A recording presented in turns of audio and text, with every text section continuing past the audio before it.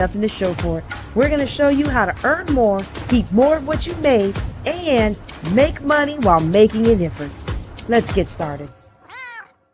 Oops, that you know what? We need to tag her in that because I had a lot of fun when we did that class. Let me do that real quick. Y'all, this is my little one. Y'all, he wanted to say hi to everybody today. I told him he could not interrupt tonight's class at all. But I'm gonna if y'all just indulge me for a minute, I'm gonna put it in here and I'm gonna tag her, let her know I miss her.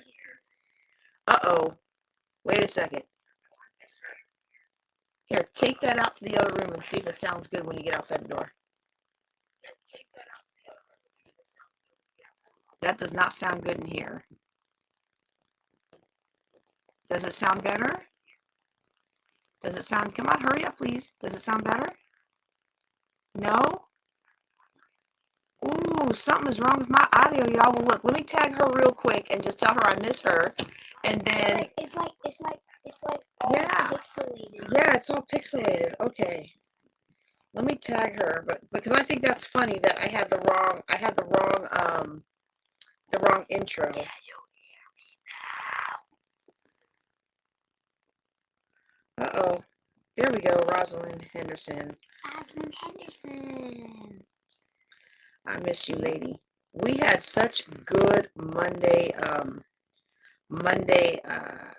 classes that we used to do on Fly Nubian Queen, and they kind of changed direction. I kind of think our classes went with the direction they're on, so I think I need to petition to go back. Let's see if that's any better now. Is that any better now? Nope. Okay, let's do this. Audio. Let's try. Testing. Nope, that's bad. That's bad. Testing. How about this one? Nope, that's bad. Testing. How about this one? I think that's better. Here, go test it out there. Okay, so anyway, I like that little intro. Okay, I forgot about that intro. I really like it. I like the music. Okay, turn it off. Give it back and turn it down. So I think I need to use that intro for the classes, you know? Okay. We're good. Bye. I'll see you guys later. If I don't fall asleep. Okay, everybody. We are going to, and I've got something weird going on with my camera because I don't have my my purple pillow that I normally have underneath on my chair, and so I'm at a weird angle for the setup. I'm supposed to be 2 inches higher, which means this would be up higher. It'd be a more natural angle for me to look at the camera, but I'm not. So if I look like I'm reading something or acting crazy, that's probably why. Tonight is our first Thursday of the month, and tonight is our fireside chat. I'm going to answer your questions with what I like to think is style and grace. If you have a question, there are a couple ways that you can ask your question. I'm going to see if I can put them as a ticker at the bottom there. Let's see. Ask your questions. You can post a comment, fill out the anonymous form at JJC. Yeah. Oh, that's right, y'all. Oh, y'all. Wait, have I shown y'all the new website? Okay, hold on. I'm going to have to do this because I don't think all of y'all have seen the new website. It'll take a minute, but this is the Ladies of Wealth website. And on this Ladies of Wealth website, let me stop this share here.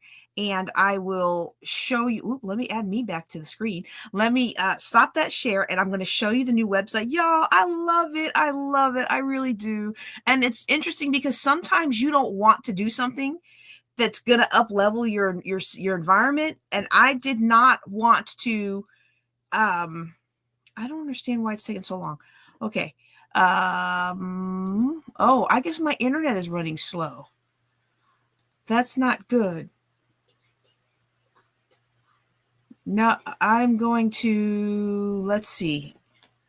Okay, here we go.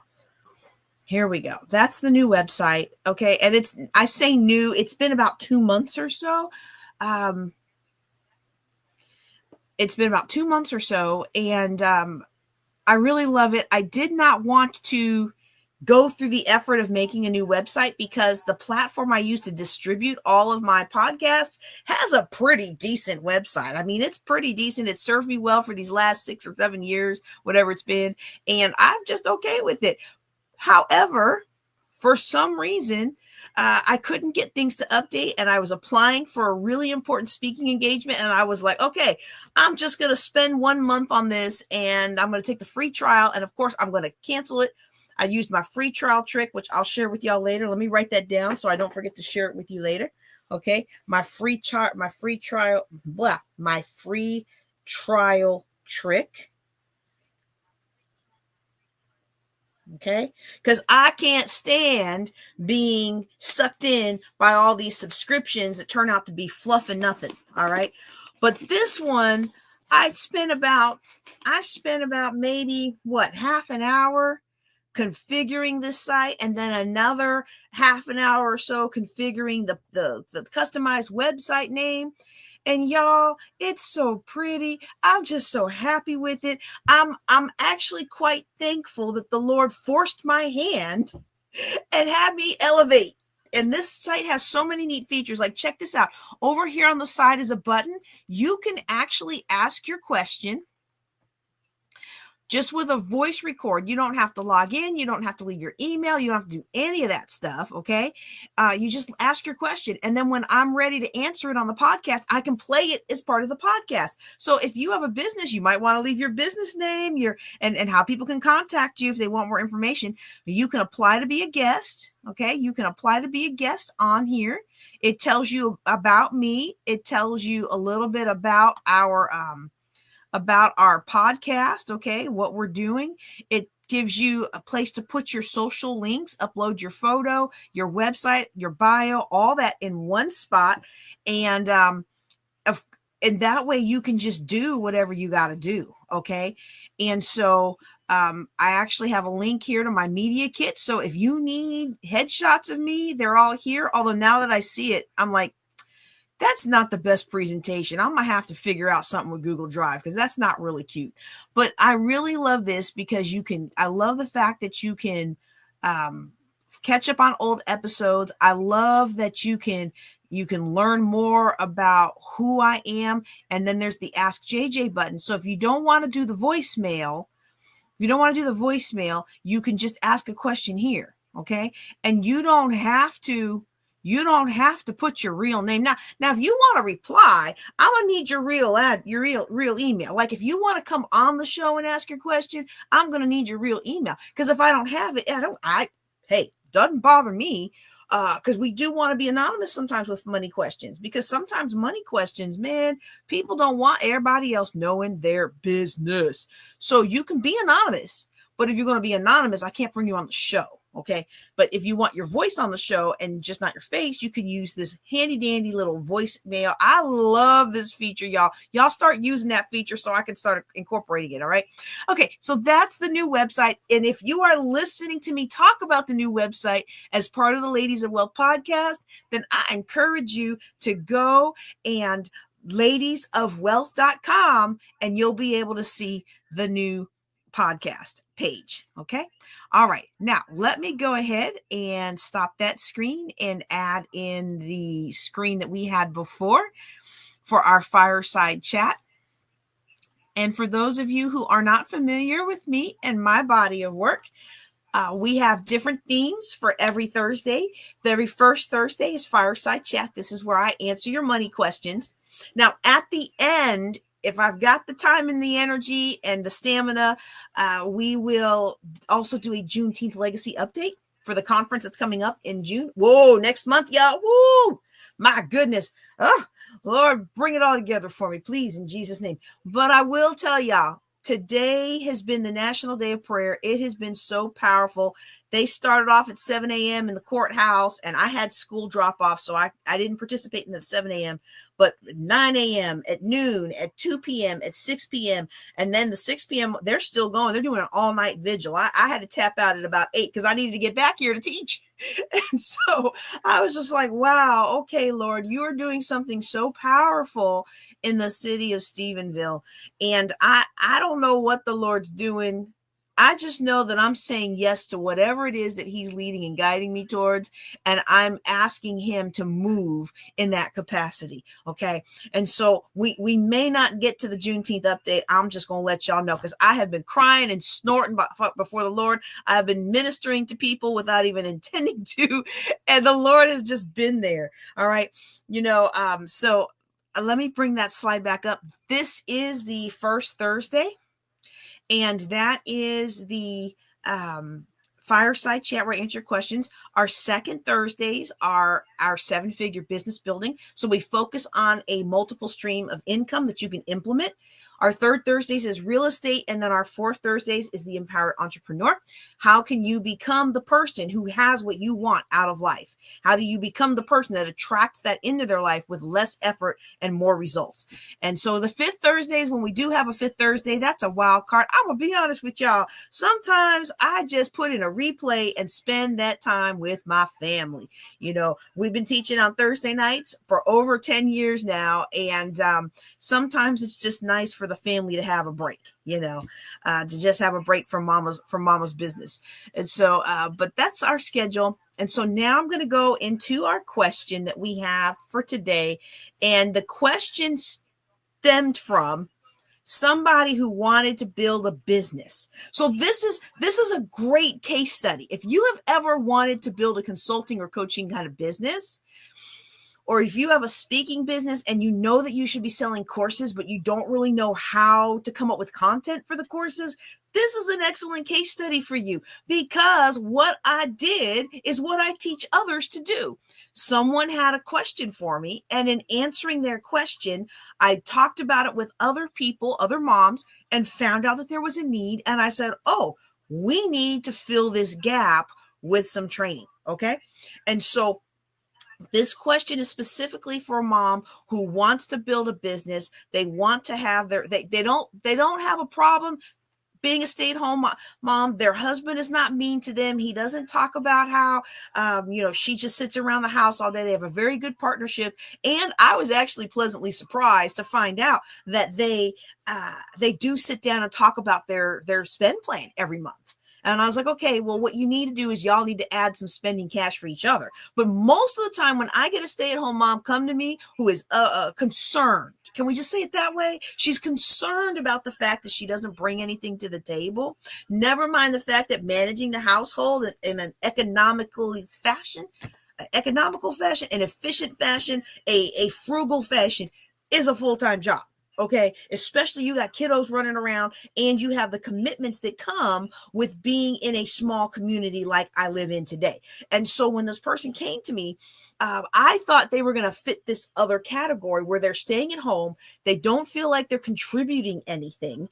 They are, but they don't feel like they are. And now their husband is pressuring them to bring in some money, get a job. The kids are in school, do something with your life. Right.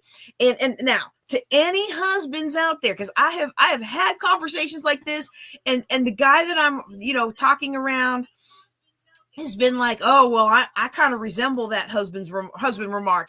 I want to let you know something, okay? Hey Dennis, I want to let you know something, that for the most part, if you've got somebody working at home, the work that they do to manage the household, keep it clean.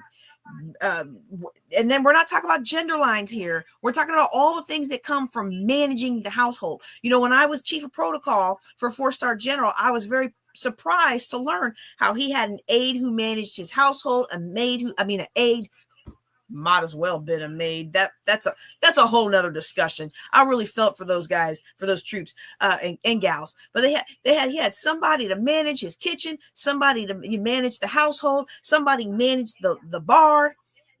And it was just like all these people that go into running a high level household. And many of us don't know that because we aren't at those levels.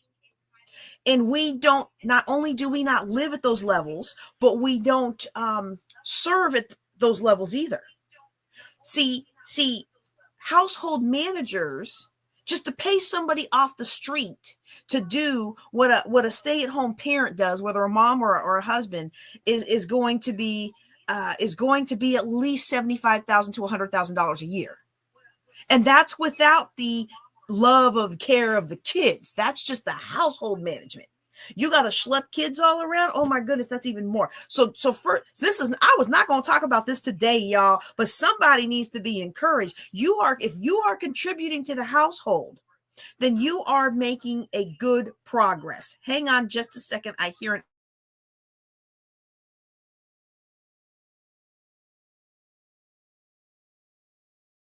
Okay, I think we're good. I think we're good now. So if you are participating, and now husbands, if you feel like all she does is sit around watching stories all day,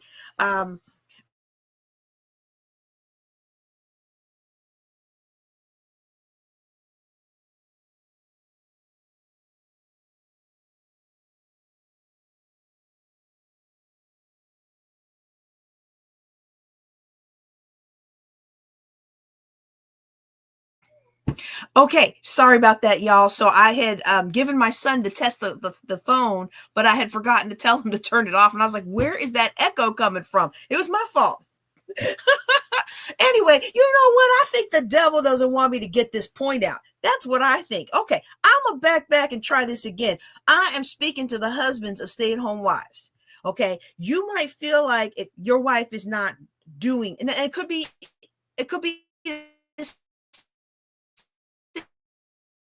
stay-at-home dad and the mom's the one working. It's just whatever family, right? Whoever. Oh no, I'm blank. See, oh, it came back. I think it's the devil. Satan, the Lord rebuke you in the name of Jesus. If you have a spouse, let's say spouse, okay, husband or wife, we're not going to use those terms today. If you have a stay-at-home spouse, sometimes it's easy to slip in this pattern of, well, all they do is sit around all day and they just watch stories and play on their phone all day. Okay. I want you to understand something about being a stay-at-home spouse. First of all, they are working from the time they get up to the time you go to bed, and probably a couple hours after you go to bed. And second of all, you come home from work and you sit on the TV and you play on your phone or play video games and watch TV for the next 6 hours, while the stay-at-home spouse is probably still managing all the children and getting people to bed and doing whatever else needs to be done, because, you don't just eat dinner and all the dishes magically clean themselves. You don't just give the kid a bath and then the tub magically cleans itself. Somebody's got to do that. And if you're not doing that because you're the breadwinner and the stay-at-home spouse is staying at home and you don't see the work that goes into it, I'm telling you right now, there's a lot of work that goes into it.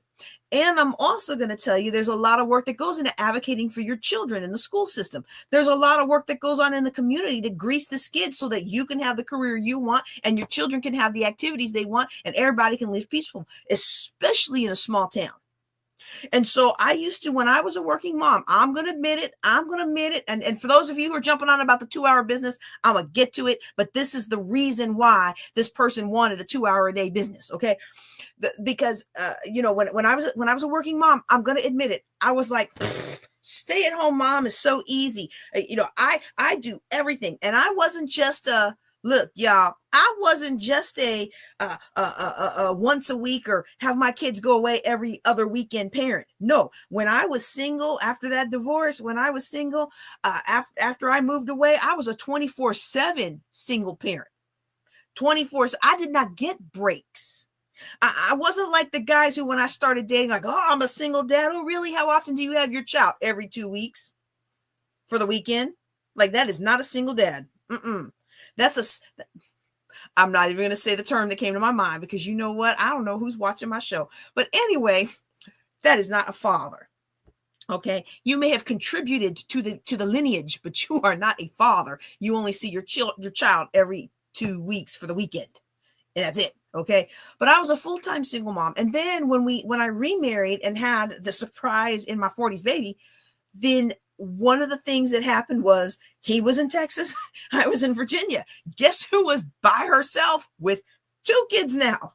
So 24/7, geographically separated, married, but still single mom. All right. So I understood the struggle of having to do everything by yourself. And I thought that when I retired from the Air Force and I came out to live with my husband and we finally joined our households together, that I was just going to be on easy street, because clearly I was making it work. But one of the things that I discovered is I was making it work and I was patching things along and everything was okay, but I wasn't making it work very well.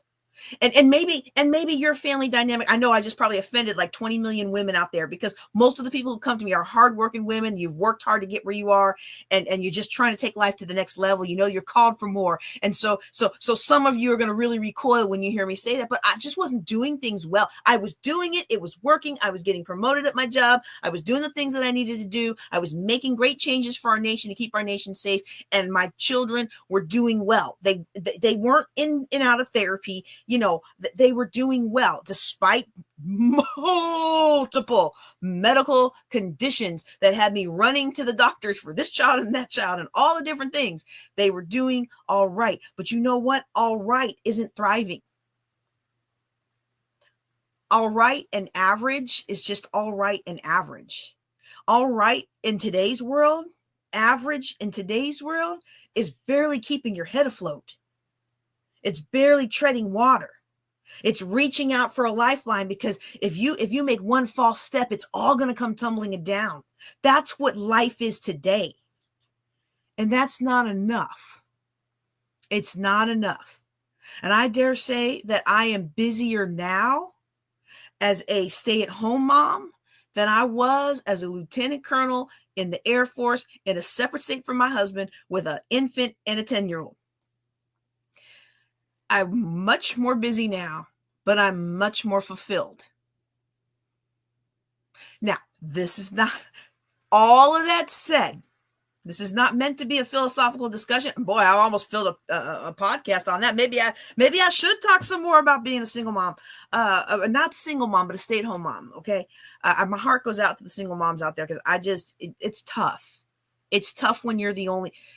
It's tough when you're the only one. It's tough when they're not paying child support. And after a while, the Lord really got a hold of my ex-husband, and he actually did double up. So by the time he was done paying child support for my oldest, he had caught up to all the time that he had missed. And that was a blessing to us. You know, that was a blessing for sure, to be able to buy him all the things that everybody else gets that he might not have been able to afford, you know, because I was still trying to get out of debt. But the thing is a lot of times, if you don't understand what your spouse brings to the table, it's really easy to look at them and point the finger and be like, well, they're not doing good enough. They're not doing enough. You know, I come home in the middle of the day, surprise her, surprise him, and they're on the TV watching stories. Well, that's the downtime. That's the 1 or 2 hours of downtime that they get that day. At least for me and most of the women that I know. And I know a couple of stay-at-home dads. I'm thinking of one in particular who like really helped me out. One of my friend's husbands when I was really struggling after that divorce. And he was a hardworking guy. Anybody that I've personally known. I'm not talking about for the whole world. I know there's a lot of deadbeat dads and a lot of checked out mamas. I've met 1 or 2 that weren't really my friends, but they were friends of a friend. And like they heard their kids are all running around and they're just on their phone. Like, I can't handle this. And I get it. I totally get it. But that's not the experience. You know, the food, the healthy meals that I prepare, they take a long time to cook everything from scratch. A lot of times I'll even make sausage from scratch because of my neurological eating plan. A lot of those things that somebody who's a home economist does is worth far more than you realize. And whether both spouses work, one spouse works, one spouse is the primary breadwinner and the other one brings in just a little bit, regardless of what version of that you have, it's important to be in unity about your money. So in your money, if you are not working and your spouse is the primary breadwinner, you still have to come together and say, okay, how are we spending money this month? What are we going to do? How are we going to do this? How are we going to do that? And, when are we going to do this? When are we going to replace the countertops? When are we going to buy a new lawnmower? When are we going to stop driving on these bald tires and replace the tires? I love how I repoed my son's car. I think he knew I was coming to get it because like it needed the oil change, the tires are bald, and all these other things. I was like, really? Like you. Now I know why he didn't put up a big fight, because he's probably thinking, oh yeah, mom's going to get my car fixed up by the time I earn it back. But like, you got to plan those things out. And we think sometimes that life is just boop, boop, boop, happening, but we got to plan it out. Because one thing I know about cars, the tires wear out every so many years, and each the difference for each car and the difference for each tire, whether it's an 80,000 tire or 100,000 tire. But I know that at a certain point, new tires will be needed. Are we saving for that? I know at a certain point we're going to need graduation stuff, graduation announcements, and spirit this and party that. Are we budgeting for that? Are we planning for that? Or are we going to take that hit all in the month that it happens? We come together, regardless of who's earning what. The important thing is we come together and that we are in unity about what to do with our money. Because I, as a stay-at-home mom, I am a partner with my husband in the execution of the company that is Conway Incorporated. Now, there's no such thing as Conway. Well, there might be, actually. I don't know that. I can't say that. But the family unit is like a business. How are you operating your family unit like a business with a defined purpose, a defined mission, this is what we're doing. This is these are the kinds of trips we take. These are the kinds of donations we give. These are the kinds of charities we support. These are the kinds of things that are important to us. In my family, we love to eat well, and we love sporting events. We love going to sporting events, and I love church events. And so we know that that's the bulk of our primary extra spending. When we get on lockstep with what it is that we want to do, we talk about what we want to do. We have the big calendar to be on lockstep. I am not threatened by the fact that I am a stay-at-home mom. And so normally when a stay-at-home mom comes and asks me the question that I'm going to answer here in a little bit, and for those of you who are just joining, I am digging more into something I wasn't planning on digging into, because I realized, we have almost a podcast episode. Let me just keep adding more on this, because I could talk on this for hours. I'm going to be real with you. I could talk on this for hours because I've lived both sides of the equation. So I feel qualified to talk about being a working mom versus a single mom. Okay. There's so many benefits to being a stay-at-home mom, but a lot of families can't afford to do that. Okay. And so in this case of this person that came to me, they are on lockstep with their budget. But one thing I noticed they needed is she needed to have some monthly pocket money or weekly pocket money. I forget if they were weekly or monthly budgeting, and he needed to have some pocket money, because that way, when you want to go to the tea place and get you some fruit tea, I don't have to call my husband and say, can you Zelle me some money? I have money. He has money. And you should be able to be in lockstep in that. Okay. And then planning is important. When we go to the grocery store on Sunday, of course, we're not going to anticipate everything, but I'm going to do my best to plan. What are we having for dinner? All these. And I know some of y'all highfalutin folks out there, you're going to be like, it doesn't take all that. You can't penny pinch your way to wealth. You can't save your way to wealth. You being frugal doesn't help anybody be wealthy. Well, I'm going to tell you something. How many of y'all got to pay for a house? How many of y'all bought cars for cash in the last year? How many of y'all don't stress when your renter can't pay rent because it's covered because you don't have a loan on that property? How many of y'all are earning, I can't spend it yet, I can't touch it yet, I am older than I look, but I'm not that old yet. How many of y'all are earning tax-free money in your investments? I don't even want to hear all of that anymore, because y'all Gucci in your way to debt. Y'all Louis Vuitton in your way to debt. Now I do like my Louboutins, I will say, and I like the way they treat me at that Dallas showcase. So Maurice and the gang, I love y'all. They're so nice. They're so nice to me when I go in there, and it's part of the sales process. It's part of the experience. But I've been in bougie places that don't treat me nice. So I enjoy the ones who do, and I patronize their businesses. Is that the right word? I patronize their establishments. But I'm not a highfalutin person.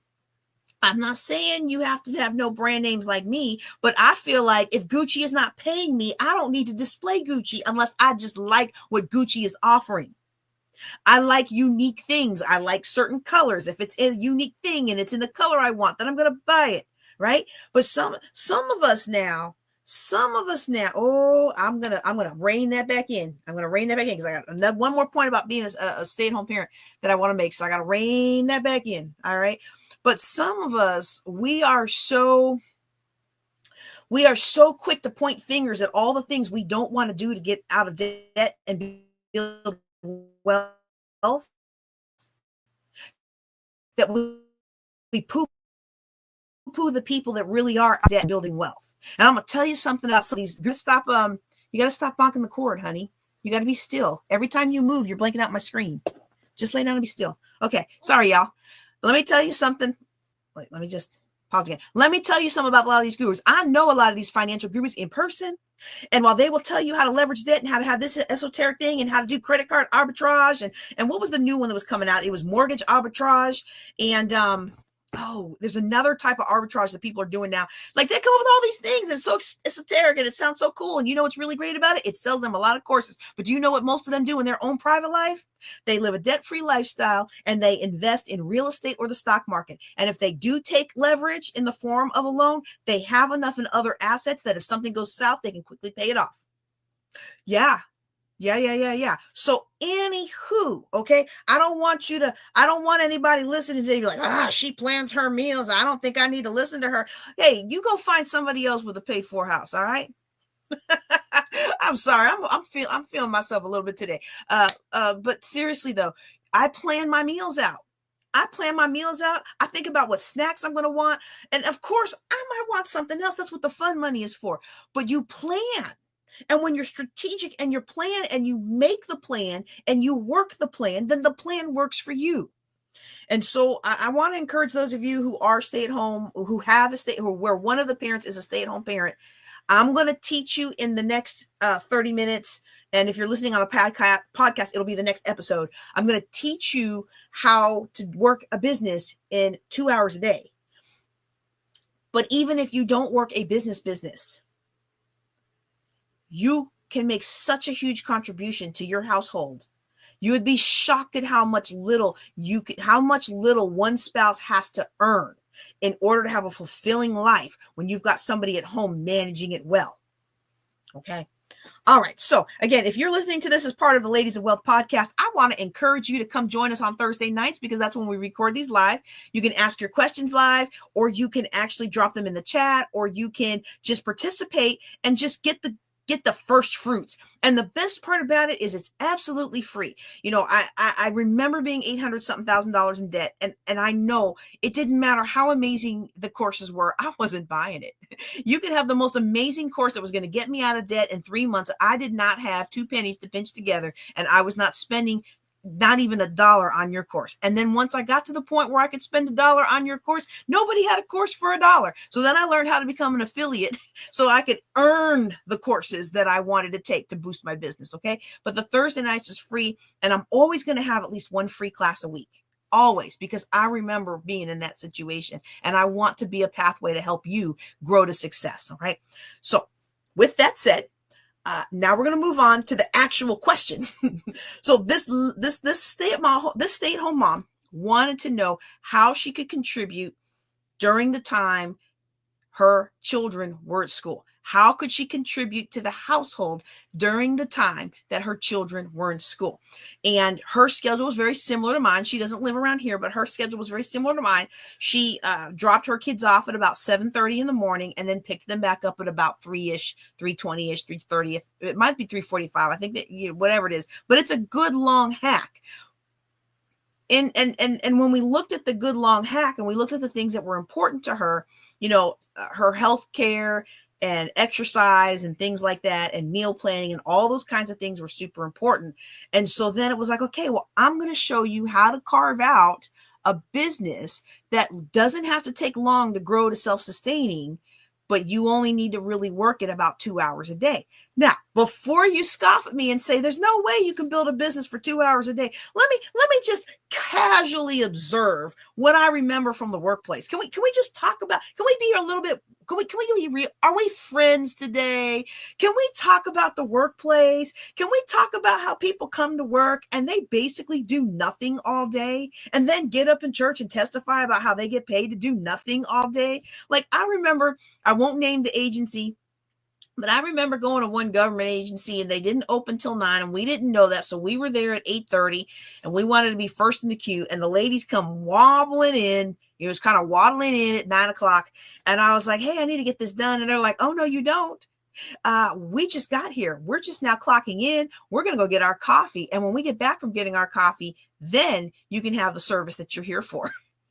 Oh, y'all, I was so hot. I didn't know that that's how certain systems in this particular government agency worked.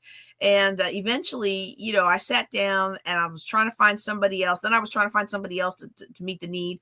And one of the supervisors came in and I explained that we hadn't been helped and he took care of it.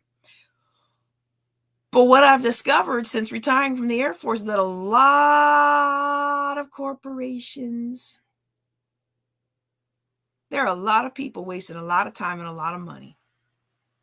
And they're doing the most they can to get away with the least amount of work and make as much of a paycheck as they can. So if you're going to tell me you got to work 8 hours a day in order to build a business, well, I'm going to tell you, if you're focused, you don't have to do that. Now, would you make more money if you were focused on a business for 8 hours a day? I'm not going to argue with that. I'm an entrepreneur. We're known for working 16, 20 hours a day if you let us, right? And so I'm not going to argue with, would you make more? Would you be more successful? Would you get more out of the business? But if you only have 2 hours a day, which when we parsed out her schedule and the things that were important to her, that I felt like 2 hours a day was a safe block that she could carve out. When you're working focused, laser focused on what you're doing and why, 2 hours a day is all you really need.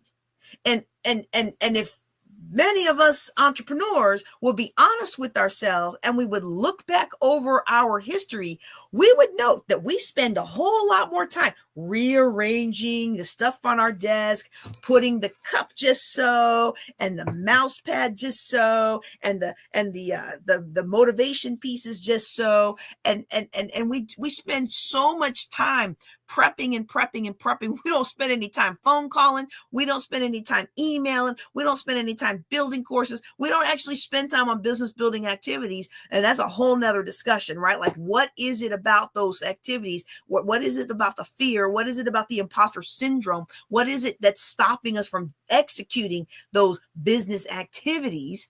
But we'll be in the office all day long. We'll have rearranged this and did that and filed this and filed that and did blah blah blah blah blah blah blah bibbidi bobbidi boo. And you know what? At the end of the day, I can wave that magic wand, but ain't nothing gotten done. But if you can take 2 hours to focus every day, I'm gonna give you off on Sunday or whatever holy day you choose. If you take, you gotta have some rest, right? You work your business hard for 2 hours a day for 6 days a week, every month. It's not going to take you long before you start to see some profits, especially if you have these 3 keys dialed in. All right. So what we're going to talk about now, we're going to talk about,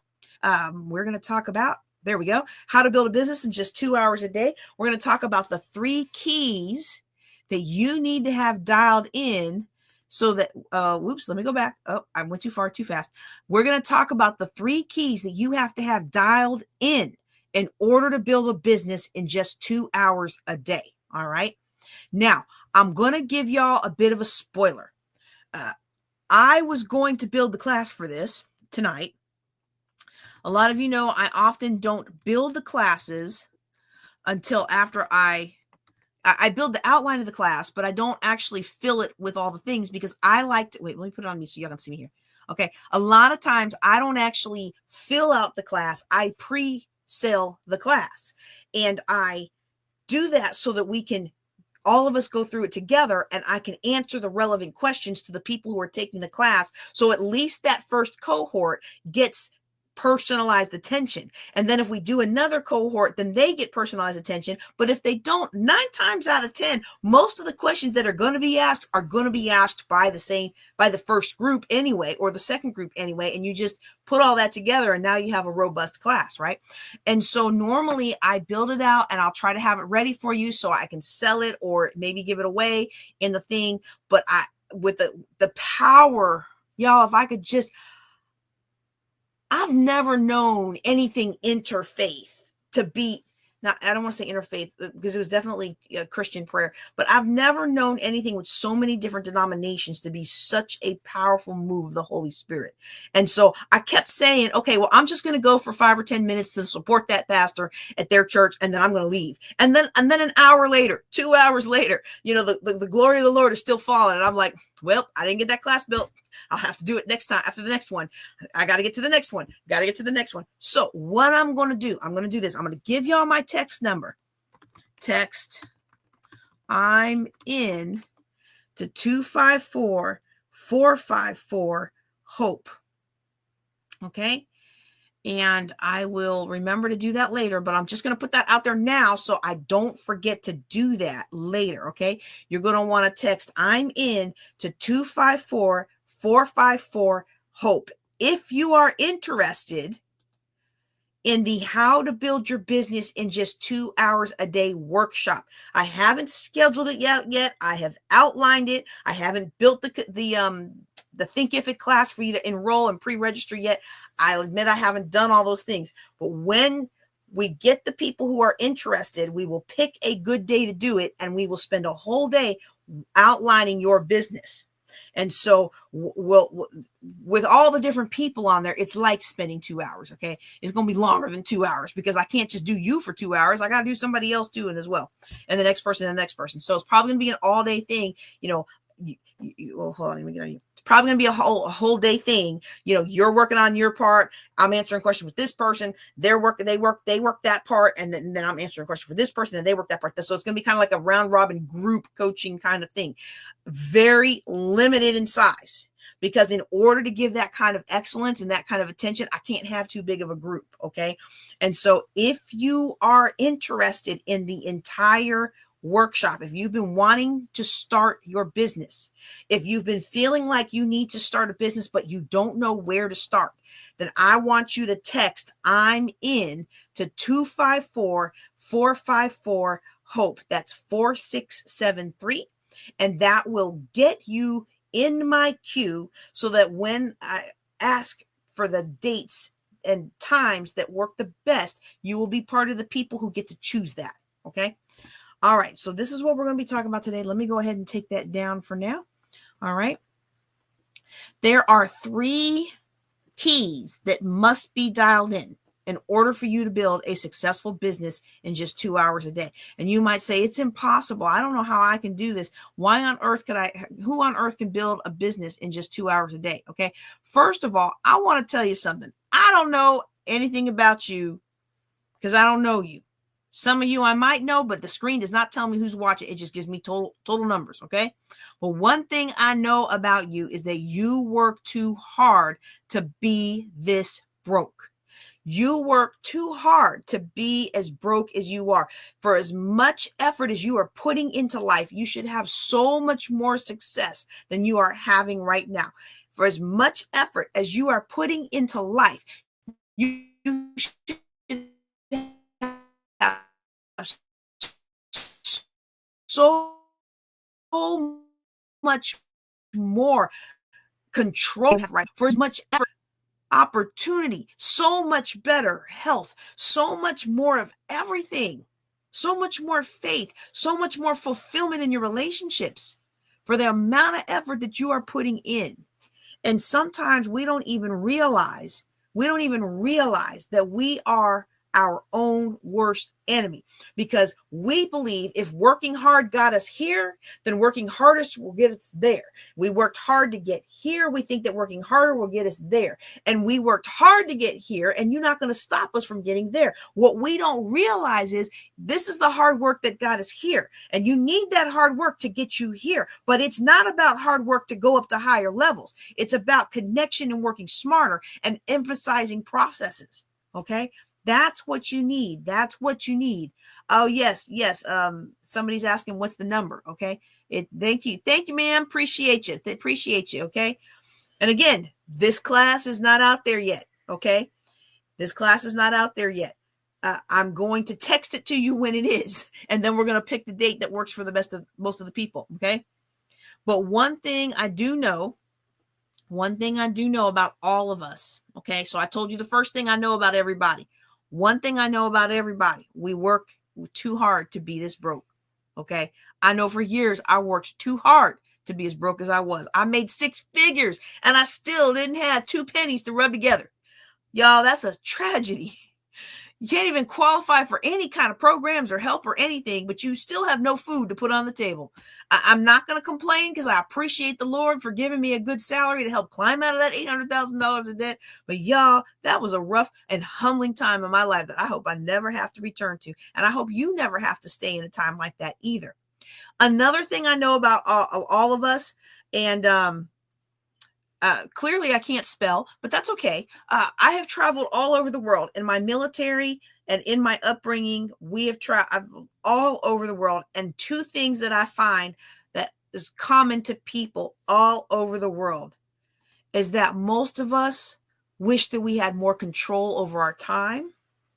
And most of us wish that we had more control over money for the things that we want, the things that we dream about, the things that we care about, the things that provide meaning to our lives.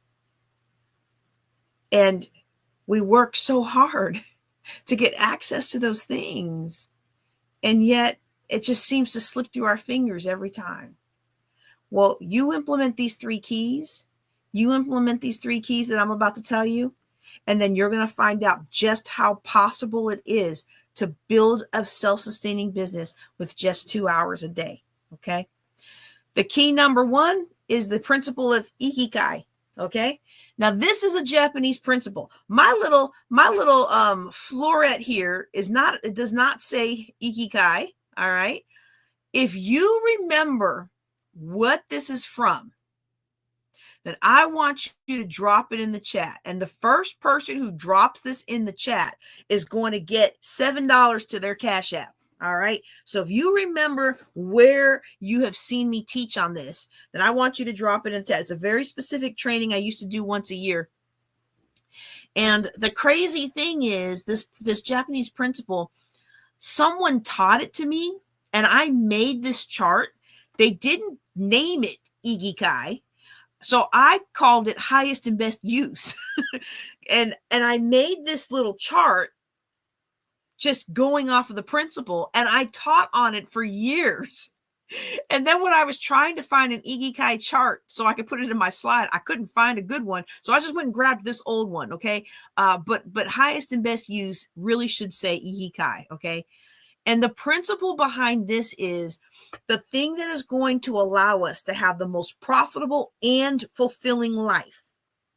I want to make sure you understand what I'm saying. You can work hard and be profitable. You can do things that add value and fulfill you, but they don't always result in both at the same time. So what we're going for here is we're going for both fulfillment and profitability. We're going for fulfillment and effectiveness. And so maybe you're not called to be super wealthy, but maybe you're called to accomplish a thing. Maybe there's something the Lord has put in your hands, but you don't know how to do it, or you don't know how to do that and still have a fruitful life, because whatever is being put before you is not what you like. It's not what you want to do. Okay. These are things that keep us from flourishing. And I would submit to you that if something is put in your path by the Lord, then there is an aspect of that is going to be in line with your personality. and is going to be in line with your strength and your talents. And if it's not in line with your strength and talent, that he will provide the way, or he will provide the other person, or he will provide the other resources that make up for the fact that it's not in your strength and challenges, so that this principle will still apply in your life, because you will have your highest success at the intersection of something that you are passionate about, something that you are good at, something the world actually needs, okay, and something that you can be paid for. And one of the biggest problems that I see in businesses, okay, one of the biggest problems I see in businesses, let me see if I can do this on a split screen kind of thing. Can I do this on a split screen? No, I don't see, it's not letting me do that. Okay, I'll just do the big one. Okay, so I was trying to do something because of the way that the AIs cut this after it's done. It's wonky when you have slides like this. I need to figure out a better way.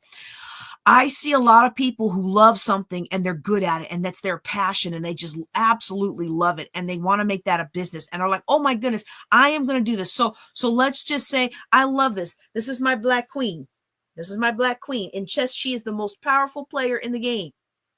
And I was actually trying to buy a bunch of these because they were on clearance at Hobby Lobby. I was trying to buy a bunch of these so that I could mail them to my clients. But then I found out that they break easy.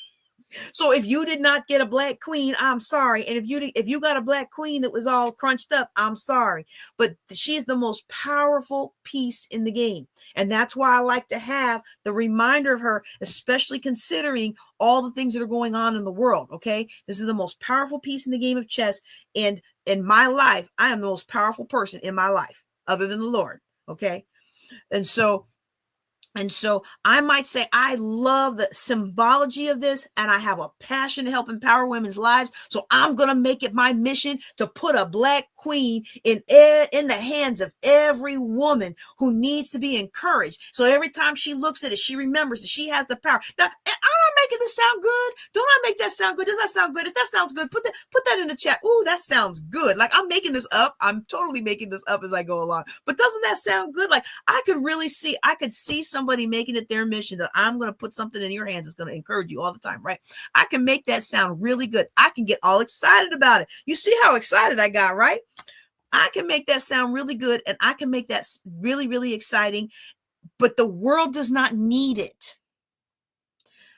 A small subset of the world needs it, and niches are riches, all right? So that's a true statement. Niches are riches. Niches are riches. If you neck down the niche, the more you neck it down, the more attractive and dialed in you are to the people that really need what you offer, the more likely you're going to be able to meet their needs and be well compensated for it in the marketplace, right? But not everybody needs this to remember that they are empowered and they can do hard things, and that everything you want is uphill, and not to give up and to always persevere. Like, so that's not necessarily something the world needs. And here's the biggest problem with that, even though it does sound cool. Ain't nobody gonna pay me to do that. Now I might be able to sell these. But if you have ever done retail sales, and I still do, like we make t-shirts for our conferences, right? If you've ever done retail sales, I mean, and I used to have a boutique in my basement, and I would take all my stuff to every church convention I could take it to, and I would sell that stuff, and I'd have money for my offerings, y'all, and money to go on the trips and things like that I wanted to go on. You know, you can sell stuff, but a lot of times when it comes to retail sales in that kind of capacity, you are quite limited in the amount of money you can make for the amount of time, unless you have some seriously dialed in processes. Okay. And we'll talk about processes in a little bit, but I would be a fool to decide that I was going to make my business putting these in the hands of every woman that needs to be reminded that she is enough and that she can do it. It sounds good, but it's not profitable. And so there are other things where people feel like, okay, I'm going to do this thing that I'm good at. Okay, I'm good at something. And people think I'm good enough at it that they can pay me for it, but I really don't love it. And you could do that. That's your profession. Okay, that's your profession. You could do that, but it's not going to push you to the highs and lows of being an entrepreneur. Okay. And so you want to find the intersection of all of these four things. And you want to look for the things that you love, the things that the world needs, and that what you can be paid for and that you're good at. Okay. So, like, for example, I am a financial planner. There are a million financial planners out there. So clearly the world needs it. There are a lot of people who regurgitate the same thing on YouTube. So in one sense, you might say, I don't think that's going to work because ain't nobody going to pay you when they can get it for free 99 on YouTube University. But I'll tell you what, I've got to interview these folks because they've got a fantastic business model. I came across someone who does an online education in music. And I was like, well, what do you do about all the YouTube University folks out there who are giving away stuff like this for free? She said, oh, those are my feeders, because people take those programs and they realize how horrible they are. And then they come to me and they pay for quality. And so in my case, when I look at financial planning, yeah, there's a million financial planners out there, but there's only one JJ Conway. There's a million financial planners out there, but there's only one young lady who's getting older by the day. My body is telling me, my body is reminding me, there's only one. Let me start over. There's only, I'm sorry, y'all. I know y'all don't find it as funny as I do, but I've been up and down in prayer all day, and my knees and my back and my neck are like, no, you are not as young as you think you are. I'll be 50 next month, y'all. And today I'm feeling it. I am feeling it. Okay, Anyway, back to the subject. There's 1,000,001 financial planners out there, but there's only one JJ Conway who was a military single mom who got out of over $800,000 of debt, who preaches and teaches primarily a debt-free lifestyle and has walked the walk. Now, I know other people who've gotten out of similar debt, and I know other people who teach a debt-free lifestyle. I know a lot of others who will help you get out of debt or build wealth with it, but then it comes crashing down on you. I know a lot of that, but I don't know. I'll be honest with you. I don't know as many landlords. How do I want to say this? I don't know too many landlords or property owners who own the amount of properties that I own or hold in my portfolio in my self-directed IRA that can sleep well at night and don't stress about a vacant property, because they are leveraged to the hilt. Okay. And so I distinguish myself in the marketplace by the things that I stand for and the things that I stand against, and by my life experiences and my willingness to be open and honest with people. That's what people are getting when they pay for my services. And they don't always like it because, we say we want open and honest, but we don't. No, we do not want JJ telling us you need to stop spending all that money. But you know what? I'm going to tell you, most people don't have a money problem. They have a management problem. So anywho, I'm giving you that example because just because we're looking for something that the world can pay you for, and you might think that, well, if it's on YouTube University, nobody's going to pay me. No, you distinguish yourself in the marketplace. They will pay you. You meet the need. They will pay you. You give them an example and hope that they can rise up and do better and achieve the dreams that the Lord has put on their heart, and they will pay you. Because you are opening pathways for them. You are opening up opportunities for them. You are allowing them to borrow your faith in them, your belief in them when they don't even have it for themselves. And for that, you will be compensated in the marketplace. Okay. So that's our first principle. The first key you got to have dialed in. The first key you got to have dialed in is you have got to have that confluence of the things that you love, the things you're good at, the things you get paid for, and what the world needs. Now, I'm going to say this. You're not going to like it, but I'm going to say it anyway. It's not about what you want to say. It's not about what you want to give. It's not about what you want to knit. It's not about what you want to paint. It's not about the t-shirt you want to make. It's not about the book you want to write. Trust me, I've written 13 books and you haven't heard of most of them. You know why? Because they weren't any good. You know why? Because I was writing what I wanted to say. I was not writing what the audience wanted to read. And my first couple of courses, well, actually, I take that back. My very first course was based on John Maxwell content. That was, I still teach that course. Y'all, it still makes me good money. But some of my other courses, they weren't dialed in on what the audience needs. And they weren't dialed in on what the audience wants. And so they flopped because they were just basically me pontificating because I just thought I was so perfect and so amazing and you just be like me and everything's going to be great. That's a whole nother conversation. In your business, you have to find out what the people who are willing to pay you want and need. And sometimes what they want is different from what they need. You got to give them what they want so that they can pay you to give them what they need. That makes sense. Again, I'm looking at the time. I don't have the time to dig into that too much. I got 2 more key principles to give you tonight. Oh, y'all, this workshop that we're going to do, it's going to be fire. I tell you what. All right. Okay. The next thing that we need, the next key that we need is we need easy profit pathways. Okay.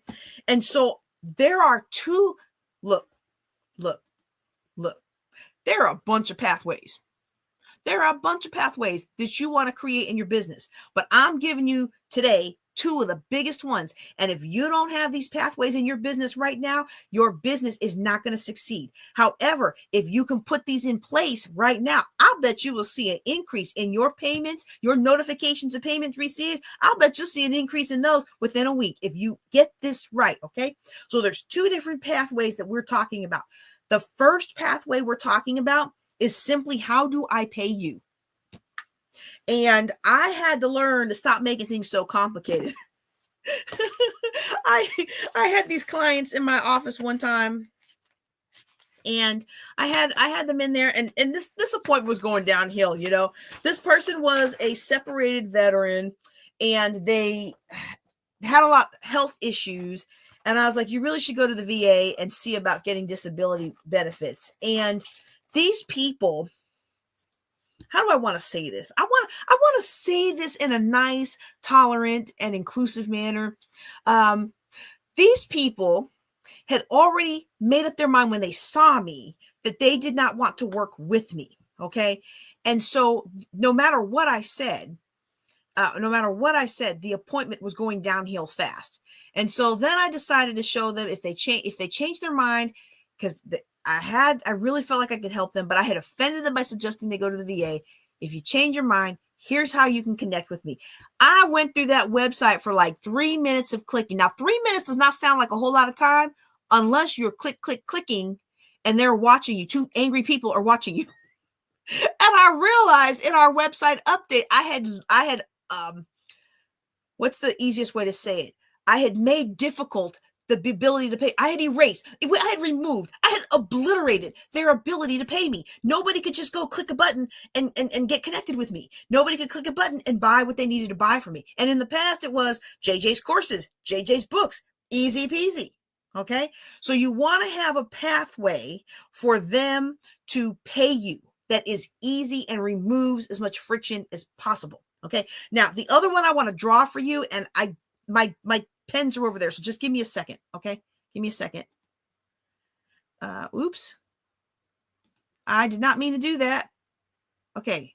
I'm back. Okay. My camera's back on. Okay. Just give me a second, y'all. Oh, I got a sleeping kid. Okay. Give me more than a second because I got to get around sleeping kid without waking sleeping kid. Oh, dear. He's getting so big. Oh, my goodness. Such a cutie. Oh, my goodness.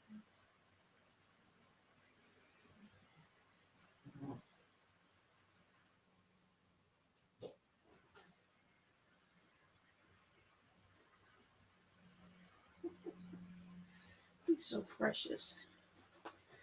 All righty. Wow, you like take up the whole place, kiddo.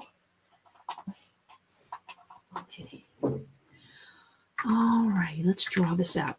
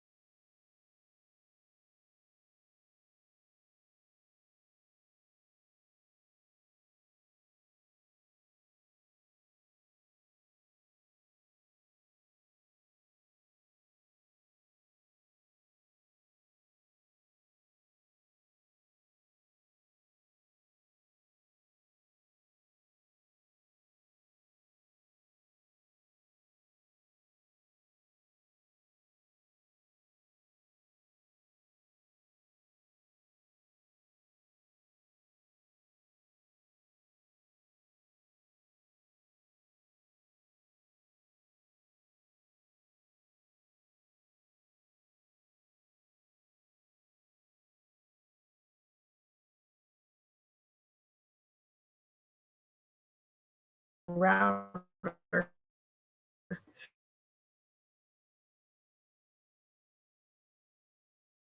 But sleeping.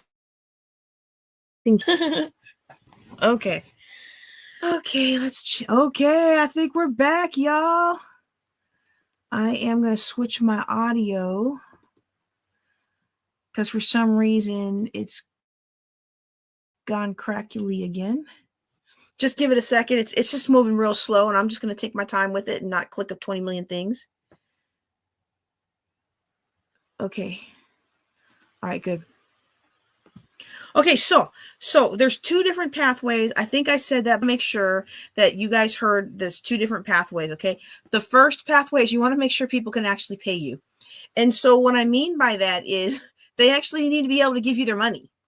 Now, you might say, well, first I have to have something to sell them. Yes, you have to have something to sell them. However, you can create pathways to receive money and not have had the thing to sell. Now, let me make sure you don't hear what I'm not saying, okay? Especially those of you who are listening to this as part of the podcast. I don't want you to hear what I'm not saying. I am not saying scam people. I am not saying promise them something and never deliver, okay? So some of y'all heard on my last Juneteenth update that I was kind of feeling convicted because I found out that there were people who never got their recordings. And we're like talking 2 or 3 years in a row. And I had asked the Lord in prayer, I was like, why are certain people not coming in the speaking engagements anymore? Like, they were powerful speakers. I thought we vibed. I thought we had good energy. And I don't know all the reasons until they tell me, but that's one of them, I'm sure. Like 2 years in a row, you didn't get your video. Yeah, I think I would stop coming and speaking at your events too. So that's not what I'm saying. But what I'm saying is there's a way to test out the market, test out the concept, and see if people are interested and if they are willing to pay you before you spend all of the money, okay, to go in and do what's going on? Oh, okay, yeah. Yep, that's it right there. That's the right number. If you're in, text I'm into that number there on the screen.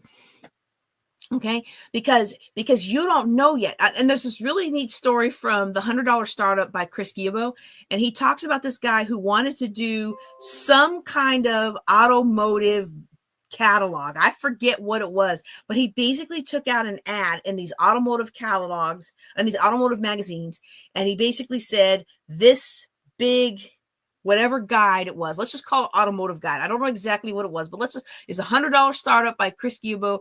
I should put the link in the thing. That would have been smart of me. Could have my Amazon affiliate link in there. Anyway, if you have an Amazon affiliate link, you can go look up the class and put it in there. And if you beat me to it, well, then you get the credit and you get the affiliate fee. It's only 2 cents, but still every 2 cents adds up. And I like my Amazon paychecks. All right. They're not much per person, but they do add up. Okay. So anyway, this guy wants to put together this automotive guide. He advertises it for $950 in all of these different automotive magazines. You know, like when we used to have magazines and in the back they have all the ads. And he advertised it for $900 and something. And he got 2 people that wrote back and said, yes, I would like this. Well, the guy hadn't actually made it yet. He had the resources and the accesses to make it, but he didn't actually go through all of that to make it. Now this was like 20 years ago. So 950 went a lot further than it does today. And so he wrote each of them and said, well, I'm working on an update. Now, I don't agree with lying, but I'm just giving you the example. Okay. I would phrase it a little differently if I had been the guy, because I'm not trying to lose my anointing over $950. But he wrote back, I'm working on version 2. Would you be willing to wait? And so this is back in the day. I don't know who all remembers that. Who else old enough to remember? You had a little thing in the magazine, you cut it out, your check. and they were both only $1,800 right there. And he used that money to make the production of the book he had been working on, the automotive guide. And so there are things that you can do, but you have to have a way for people to pay you. And in today's world, there's so many easy ways for people to pay you. Now, each one of them has their pitfalls. You know, I know so many people who've been burned by Zelle. I know so many people who've been burned by PayPal. I know so many people who've been burned by Cash App. I know so many people who've been burned by Venmo. Actually, I gotta say, I don't know that many people who've been burned by Venmo. I'll dial that one back because actually nobody comes to mind, but I'm sure there's at least one. But I know plenty of others from the other platforms, you know. But things like Stripe are free. They're free, but you have to have a bank account, and so you have to set these things up. And so you want to have these things set up and you want to have them ready so that when you have something to test the market with, you have that payment pathway for them to actually pay you.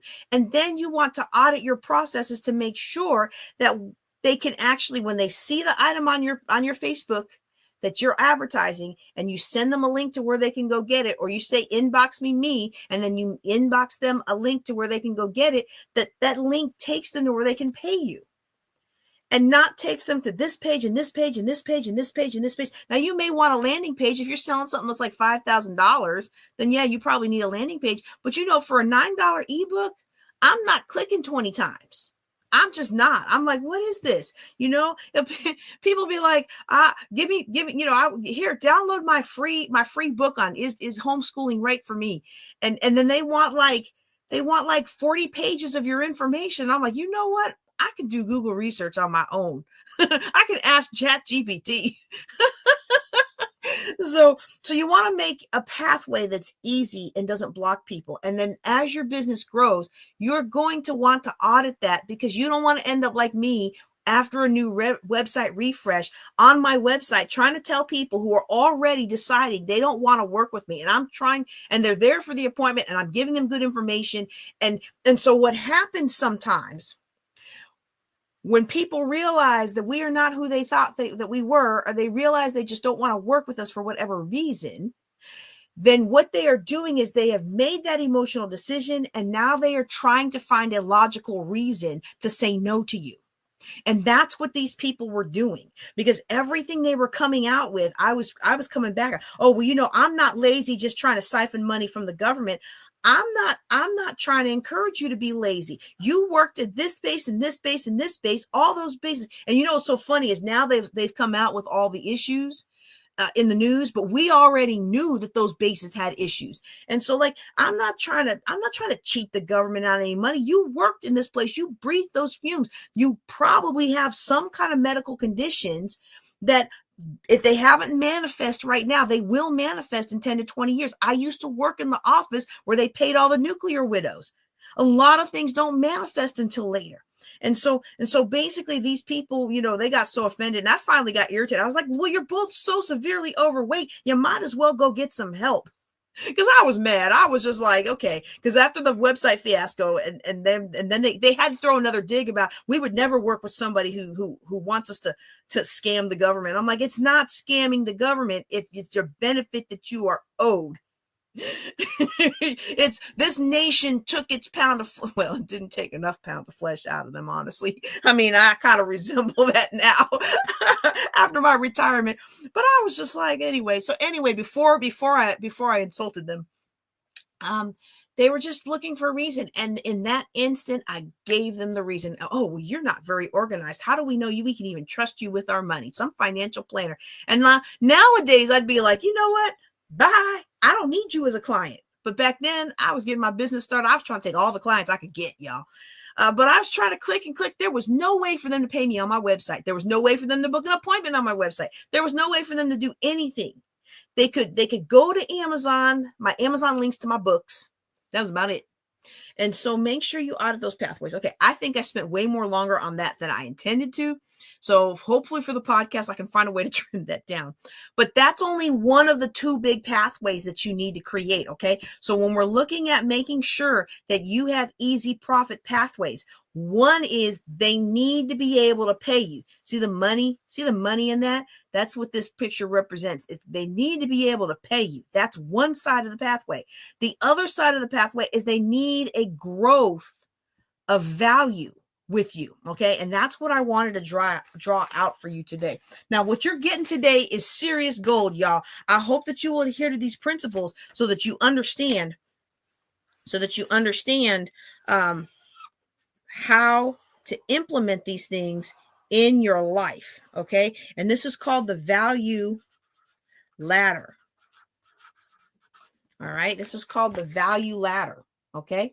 So I got this concept from one of my former mentors who helped start the John Maxwell leadership team. And so now it used to be called John Maxwell team. Now it's called Maxwell leadership, and certified trainers or certified team members or something like that. But basically we can teach all of John Maxwell's stuff. We can facilitate and do lunch and learns and work with your corporation to help improve your processes and help your corporation earn more money. So I help people make more money and I help businesses make more money. It's lots of fun. Okay. But one of the things that he told us about John Maxwell is, John Maxwell wanted to get into this certification business where people could take his name and take his work and go out there and do it in corporations. And other companies that license their work like that were charging like $20,000, $35,000, $50,000 to do that certification. And what this mentor of mine said is, well, he said, I had to tell John Maxwell that most people's entry level into you is a $5 to $10 book they got in the airport bookstore. Okay. So entry level, whatever that is for you, you have to understand that you can't make too huge of a jump. Okay. Now, I'm not saying give everything away for free. Now, I believe in giving some things away for free. And the truth be told, I probably give away too much for free. Okay. I probably give away too much for free. But I will never forget when I was in the VA Sister Girls Mastermind. It was my very first business mastermind I was ever in. And I was planning a conference and I was going to make it free so I could get more people in there. And they were like, if JJ Conway gives away one more free thing, we are kicking her out of the group. So I set my conference ticket price to $25. And I didn't have faith that people were going to pay that, because the speaker lineup was me and 4 people that I had met that none of us were well known. But y'all, we did really well with that for being a first conference. I think we had about 40 people come, and we didn't, how do I want to say it? I don't want to go into all that. We had about 40 people come, and that's money I wouldn't have had to actually be able to hire a high quality photographer, to actually be able to hire this and be able to hire that and do these things if I hadn't charged for tickets. Okay. But if I, being somebody that wasn't known, started trying to charge $2,500 a pop, nobody was going to buy that. Okay. So you want to have in your value ladder, you want to have something entry level. Now, if nobody knows you yet, then what you do is, we're going to make this the grass here. Okay. You want to do what they call a lead magnet. This is free. I know some of you have already heard this. Just hang with me for a second. Okay. You want to start with a lead magnet. That's something for free. Okay. So what's a lead magnet? A lead magnet can be your 7 ways to build a business from home. Okay. This webinar could be a lead magnet. I could turn this webinar into a lead magnet. Basically, the lead magnet, the purpose of the lead magnet is to, let me get another color here. Oh, I just dropped a lid. Come back here. Okay. The purpose of the lead magnet is to get contact info,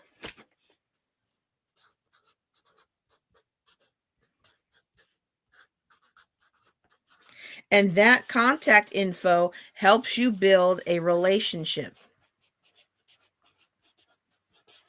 Now, I have too big of a list to do this now, but for the first 2 years or so of my business, when I was still active duty military and my list was maybe like 200, 225 people up, I think once I crossed about 1,000, I couldn't do this anymore. But at 200 and something people, I used to pray for every one of those people once a week. And now I pray for groups. I pray for groups and I ask if anybody has a prayer request, when I remember to do it. But people send me them. So like I don't have to go out soliciting them anymore. People send them to me. So if I haven't prayed for you in a while, you need to send me your prayer request because I stay praying, y'all. But you're getting their contact information and you're putting them into a system that allows you to build a relationship with those people that moves them up the value ladder. Okay. So that's the grass. Okay. I probably could have made that all green, but that's the grass your ladder is on. Okay. And then once you're building that relationship, now you start moving them up the ladder. And so maybe you have the free lead magnet. Let me find something I can use as an example here. Okay. We've got the Authentic Abundance class. Okay. A free lead magnet might be a webinar on the science of getting rich. That's what this book is based on. Inside this guided study is a reprint of the Science of Getting Rich original version by Wallace D. Wattles. Okay. And so maybe my lead magnet is a webinar, an intro webinar on this. And then maybe the next step, because this is a $500 class, and maybe the next step is a $29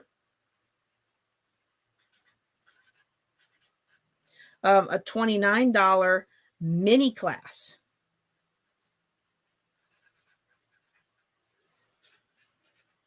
And maybe I make that like 3 sessions,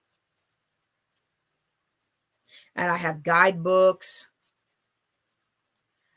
and I have video and audio. And I like to make my audio downloadable.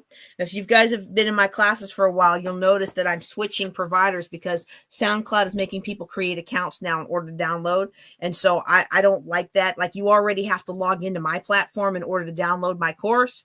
So I don't want you to have to log into mine and then go to somebody else's site and download it. I just want you to be able to click the download button and get it. Okay. But maybe I do a $29 mini course. Maybe it's 3 lessons. Oh, you guys can't really read that. It's 3 lessons. I do a guidebook for each lesson, which is super easy to do with AI now, right? And then you can record it in one of these streaming softwares that offers a free platform, and they will even chop it up and they will put the subtitles on it for you. I mean, you can do a lot with AI now, even if you don't know how to use it or don't buy into the advanced version of ChatGPT, right? But I just have some videos and I have some MP3s. I have the videos and I import the videos into my free Audacity software and I create MP3s out of them. Like, this is not stuff that costs me any money to do. It costs time. And once you set it up, it's set up. And so some of you might remember my mini class. Oh, I don't remember what it was called. It's the one with the blue ducks. That class was really good for me. I literally recorded that rooming with somebody at John Maxwell or maybe it was Women in Cloud or one of the conferences I was at. I recorded that whole class in like an hour. And I had a lot of starts and stops. And so, like each of the sessions was like 4 or 5 to 7 minutes, but it took about an hour because I had so many mistakes. But I literally put myself in the one corner of my hotel room that didn't look like a hotel room, filmed the class, put it in the system because I was going to speak at this conference and I wanted to have something to sell them. And I hadn't had anything to sell them because I wasn't thinking that way. Okay.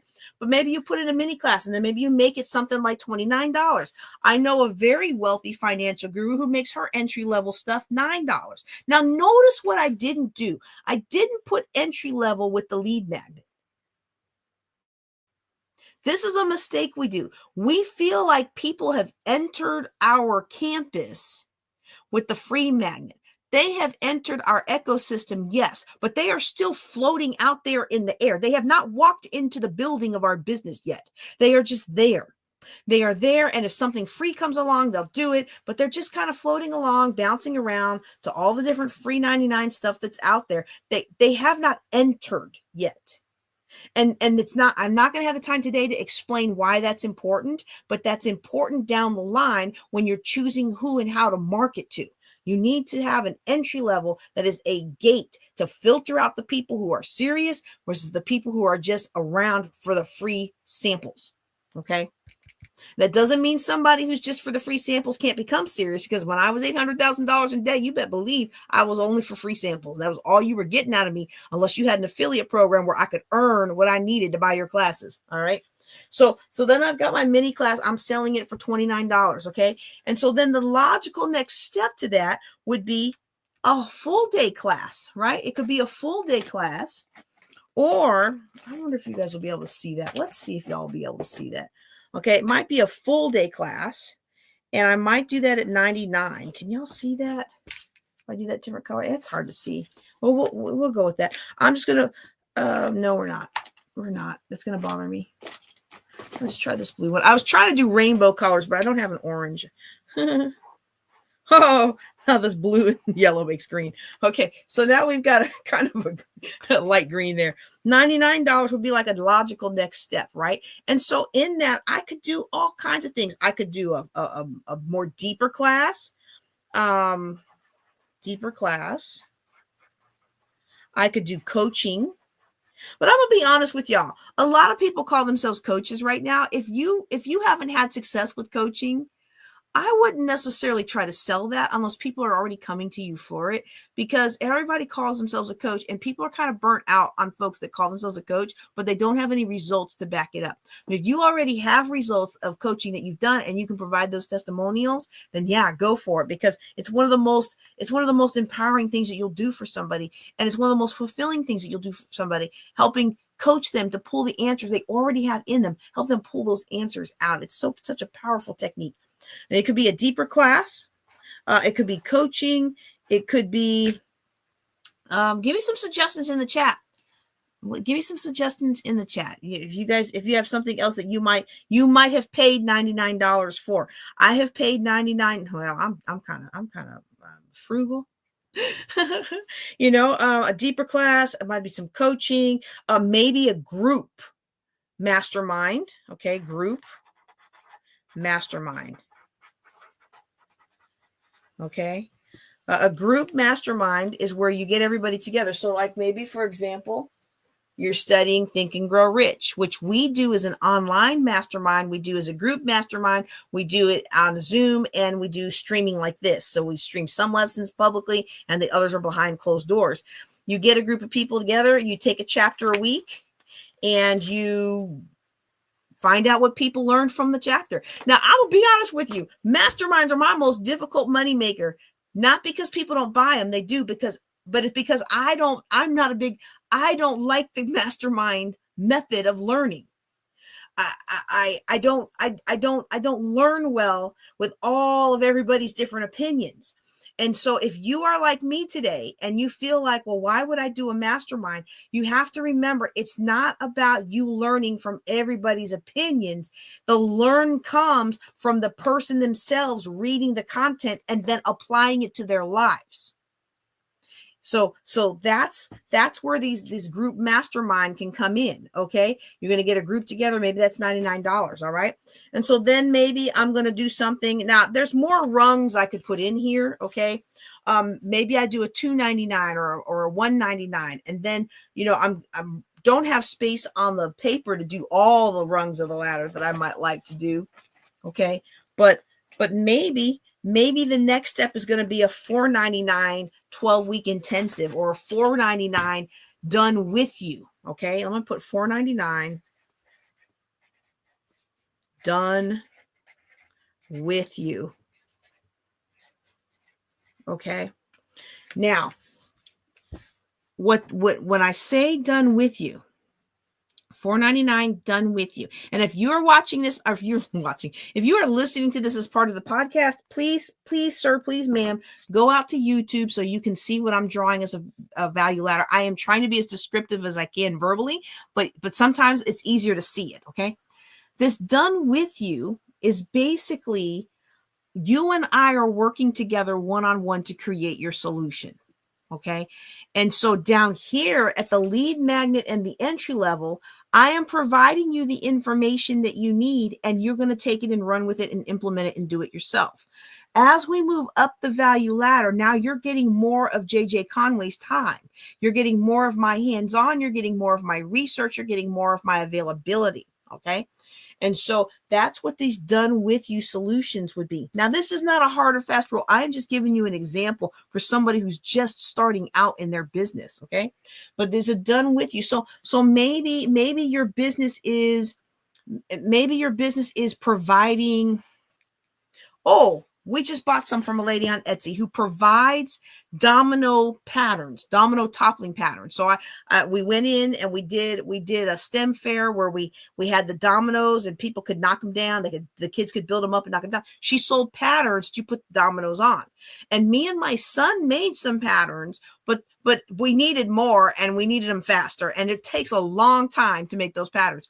So maybe that's your business today. Well, that would be her entry level. Would be buying those mini sheets. That was her entry level. The next level up was buying bigger ones. And then the next level up she didn't do, but the next level up could be she could teach you how to make your own and walk you through how to make your own. And you could walk through it with her at your side as you do it. You're doing the work, but she's helping you. Okay. Your client is doing the work, but you're helping them. Okay. The next level up might be. Okay. Let's see. I'm running out of colors. Okay, I guess we'll go back to red. Now, I know I had a ton of colors in this. I think my son kind of stole off with them.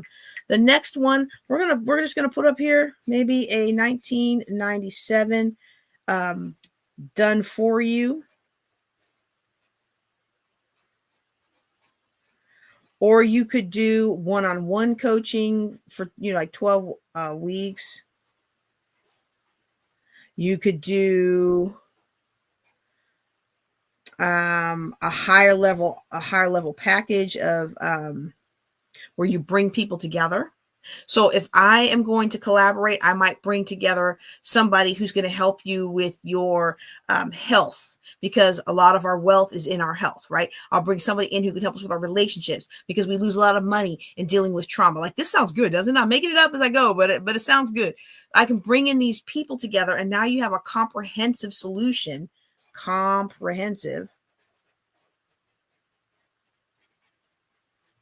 Okay, that is really poor spelling in public, but you know what? Y'all don't, it's okay. You get the point, right? So, and then you're just working people up the ladder. But what's working people up the ladder is the relationship that you're building with them. And the relationship that you're building with them, you're building that relationship through email, phone, social media, events, whatever works for you. Okay. You're building that relationship all the way, and you're providing value at each level so that it's not hard for them to jump to the next level. Okay. And then once you get up towards the top of the ladder, and again, the ladder could just go however much, that's when you have your bigger packages, your 10Ks, your 35Ks. I even have, look, if y'all have a big company that you want to create a high performing team, I've even got a 100K 1 week intensive. I would hire another trainer, and we would come in and we would do the personality stuff. We would do the FireOB. We would do some John Maxwell leadership education. We would do coaching. We would do all these things. I have a standard curriculum at 100K value ladder. Okay. And this value ladder is how you take somebody on a journey, on a pathway for profit. What a lot of us do is we're like, I'm going to start a business. I'm just going to jump right into $4.99. Nobody's ever heard of me. Nobody knows anything about me. Nobody knows my expertise, but I'm going to sell to them for $2,000 because I'm that amazing. You might be that amazing. I wasn't. I had to work people up a value ladder. Okay. And again, I have spent way longer on that. I don't know how these are going to pan out for the podcast. If you are listening as part of the podcast, I beg your indulgence and your grace and your forgiveness. I am still honestly trying to adjust to the new schedule and the new timeline breakdowns that we're doing and the new formats. And there's just a lot of new, and I am the problem. As David said in the Bible, I am the man, or I think that's actually what the prophet said to him. But anyway, I am the one. I am the problem. What is it? Where does it say? No, I don't have it. I don't have it up anymore. Anyway, the buck stops here. Okay. So I'm trying, y'all, and we'll get there. We'll get there one day. It's a work in progress. Okay. So I appreciate your grace and your perseverance and your patience. Okay. So that's key number 2, profit pathways. You want a profit pathway that they can pay you easily. You want a profit pathway that takes them up the journey. Let me say one more thing. About this value ladder. Okay. This value ladder, along this way, you can have like, this is where down here is standard down at the bottom. And then all the way up to the ladder. The higher you get up the ladder, the more custom. Okay. So standard stuff at the bottom. This mini class is what it is. I don't change it because you came onto my platform. But when we get up the chain, if I have for my success strategies class, okay, I have a version for musicians, and we kick that off in every February after the Texas Music Educator conference. Then I have another version for summer. That's our summer success series, right? Then I have another version for everybody. I will customize that slightly by offering different versions, cycling through it, starting it every year, right? Well, then the more custom it is, the higher price points you can do. And so some of us have crafts, and I'm thinking of someone who did wreaths, and I'm thinking of somebody else who did crocheting. Now, the crochet dolls is really big right now, but it wasn't big 10 years ago. Okay. When I first met this young lady, and with the wreaths, I quickly discovered that the ladies who were doing the custom Steelers wreaths and your college and special things like that, you choose the colors on, they were able to command higher prices. But the lady who was crocheting stuff, she was trying to commit. Okay, let's be real. Nobody's paying $19.97 for a wreath. They're not even paying $4.99 for a wreath unless it's made with all fresh materials. Okay, so they're really down here. Like, this is the highest. I think the wreath I bought was like $35, and it was one of our highest ones. But so the ladder concept, yes, these numbers not for this business. Okay, but the problem was the person who did the crocheting. She wanted to charge the high prices that are equivalent to her time that she put in and the quality of the materials that she purchased for the project. The problem for her is people aren't going to pay $50 for a crochet pot holder when they can go to Walmart and get a silicone one for like $5. And she's like, but I put so much time and effort and materials into this. And I was like, that's not going to fly. The only way you are going to be able to get back, if at all, because I kind of thought that maybe her choice of materials was too upscale for the clients she was trying to sell to. But that, she didn't hire me for that. She didn't actually, that wasn't what we were talking about at the time. Okay. So I always, when I consult with somebody, I look for the biggest bang for the buck that we can get first. And if you buy more time later, then we'll dig into more issues. But that doesn't mean I don't see all the issues. I see all the issues. I see a lot of the issues. I may not see 100% of the issues, but in that first meeting, I can usually see about 90% of them. But we always focus on the biggest one first, because if you never come back to me, actually, let me rephrase that. That was about to come out wrong. When you see the impact that we made, you will come back because we made such impact right there. And one easy thing that you could easily tweak. Okay. So with her, it was like, okay, well, the way you're going to be able to command higher prices in this space is to offer customization.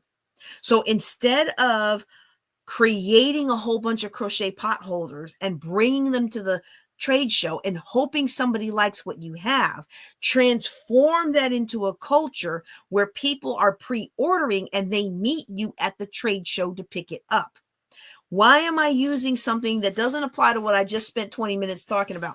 Because some of you have craft-based businesses, or you have businesses that we're pouring a lot of love into whatever it is that you are producing.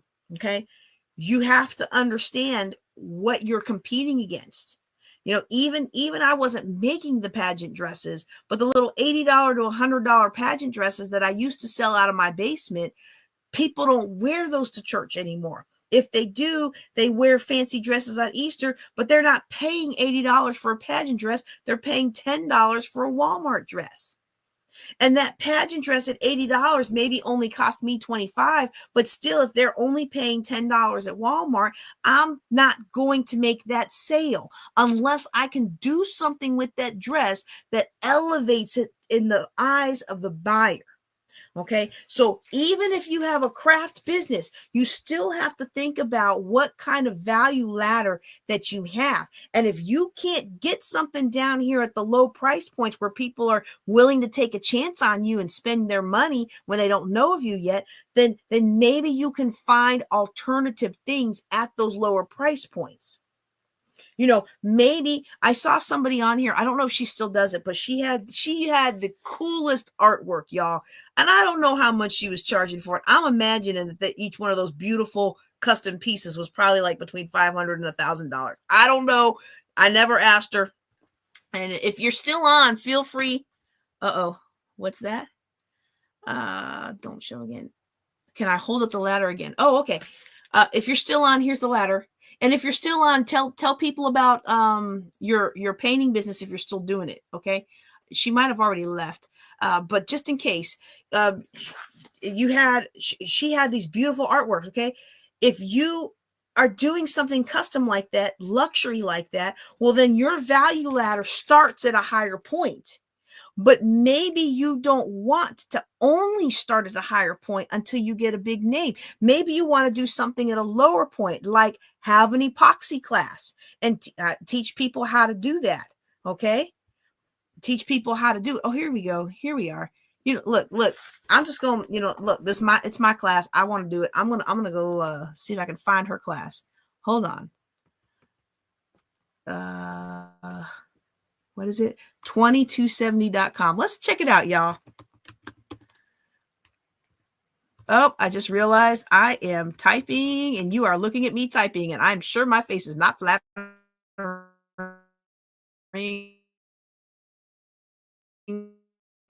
right now, but that's okay. Okay. Share her screen. Share screen. Come on now. Please cooperate. I know the internet is better. My phone is not, my computer is not loading very fast. Okay. Can y'all see that? Okay. It's coming. Well, that didn't work out as well as I was hoping. Okay. So I'll just talk for some more and then hopefully the site will load because the internet is running. Oh, there it goes. The internet is running really, really slow. Okay. So let's analyze this real quick. I hope it's okay if I put you on the spot like that, okay? So she has this original art. This is just so beautiful, okay? It's so beautiful. And a custom geode painting, $200. Wind painting, like that's an excellent way that's an excellent lead magnet right there. It doesn't cost anything to enter this contest and win this painting. All right. Now, sometimes people are going to want something of value right away. So I'm not going to suggest it for this business because I haven't sat down and looked at her financials to see if this is working for her. But if you have a similar business, you might have a loss leader that's something like, the properties of the qualities of the artwork you have in your home. Like, for example, if you're using different crystals and stuff. I know. We don't get into woo-woo stuff here. We always do everything in this channel. We always do everything in accordance with scripture. But it is a very real scientific fact that certain minerals and crystals can impact the air around you and the world that you walk in. Plants can impact it.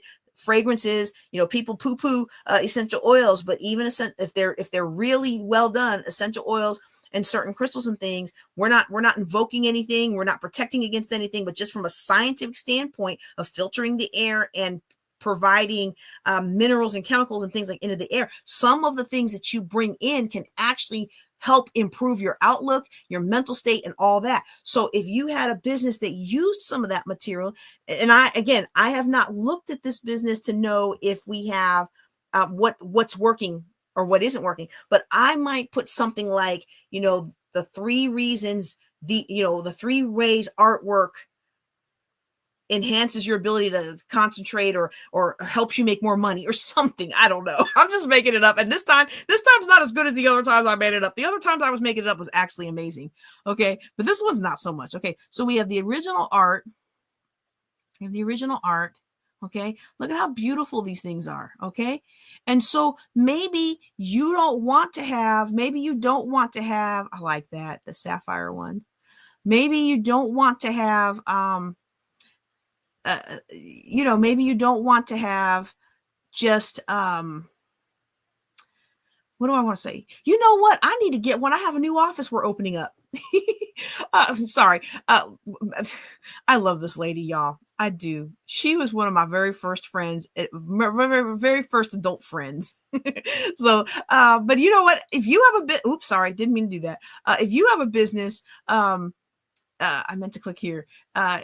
We can go on your business too. Okay. But maybe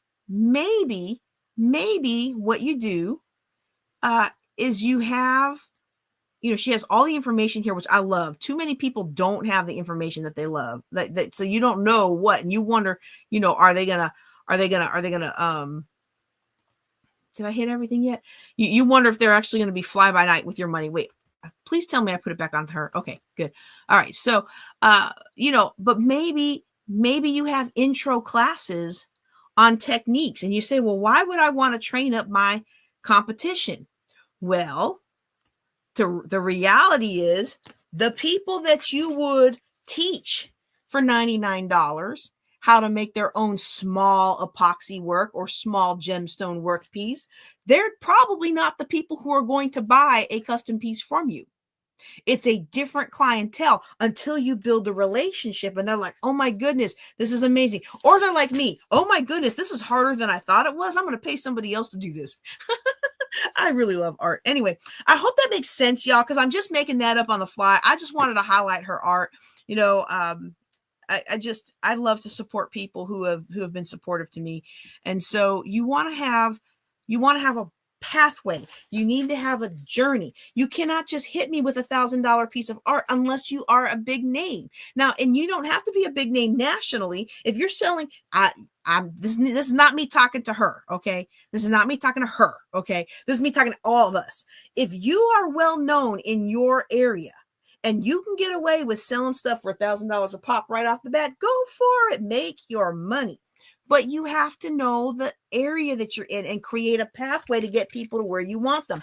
When I was in Louisiana, I found out real quick, the financial planning I was doing in DC for $249 an hour was not going to fly in Louisiana. The most I could get out of people there was about $25 an hour. And right before COVID, I was finally working up to about $99 an hour. Well, I'm sorry, y'all.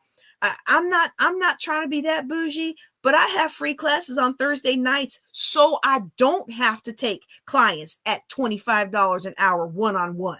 Because to me, by the time I do all my research before the appointment, and by the time I write up the homework after the appointment, and by the time I put it in the portal for you to download, like I'm making less than minimum wage, and I didn't get into business to make less than minimum wage, and neither did you. Okay. And so regardless of where you want to be in the value ladder, make sure you've got a way to bring people with you. Okay. Woo, I spent way more time on that than I intended to. Okay. But there's still one more key we got to talk about. We got to talk about it, because if you're going to build a business that you're only working 2 hours a day, you have to come correct with your processes. Okay. So now we talked a little bit about the processes behind the lead magnet. People give you their information. You put them into a nurturing relationship where you are now building relationship with them through emails and phones and social media. And maybe you host events or whatever else it is that you do that you can build relationship with people. You are building relationship that way. I found when I had the small list, I built relationship by praying for people, and I built relationship with people by The emails, my emails were much more personal than they are now. So those of you who've been on my list, you've noticed a transition to more business, and now I'm trying to bring it back to more personal. So you're going to start seeing those blog posts on Saturdays again. But we had the memes and we had the blog posts and we had all the things. And I realize y'all can't see me. This time I'm trying to talk to you and you can't see me. But we had all these different things. Well, the software that I was using made that easy to do. And then as I grew up in software, I discovered that what made that platform so easy back in the day, nobody else duplicates at lower cost points anymore. So even with that software, when I upgraded that software to accommodate a growing list, it didn't include the things that made it easy for me to build relationship. And so you have to find that balance. And I know for me, I want to send people emails they want to open. I don't want to send you emails that you hit delete on. I do realize it's been like a month since I sent a monthly weekly affirmation, because I thought I set it all up during my cruise and I never actually, nothing went out. And it's just been like weeks now and nothing's got out. But it's important about building relationship. Okay. So you need to have those two things, but you need to have good processes to help you do that. And that's our third key. Our third key to building a business that you just work in 2 hours a day is going to be having efficient processes. Okay. You have to have efficient processes if you're not going to be working longer. Now, y'all. You gotta have efficient processes anyway. You know, if you are wasting time for 8 hours a day, and if you take out all the inefficiencies, you really got 2 hours of work. Well, that's 6 other hours I could be doing something with my family. That's 6 other hours I could be having fun on the beach, you know. And a lot of us, I know, I don't always say things the right way. I don't always say things the nice way. I'm saying this with every ounce of love that I can give you tonight. Sometimes we are lying to ourselves. We think we're doing the thing. We might even do like I do, and we put it on the calendar. But we ain't doing it. We're not doing it. We're not doing it, and the results show it. Okay. So having more efficient processes about some things is going to help you whittle down all of the effort it takes to run, to start, to maintain, to run a business, to whittle that down into 2 hours by having more efficient processes. And then one of the first processes you're going to have to figure out is how to build relationships up that value ladder. And there's software that can help you do it for free. Some people use Instagram, which is still free. You know, some people use Facebook, which is still free. There's a lot of ways to do that for free. And then there are more powerful ways that might cost something. But y'all, I'm actually getting really excited about something that's coming out, because there was a company I used a couple years ago to help with my business. And of course, the person who founded it, they went on to do something else, and the new people have kind of let it flounder a little bit. So I haven't been using it anymore.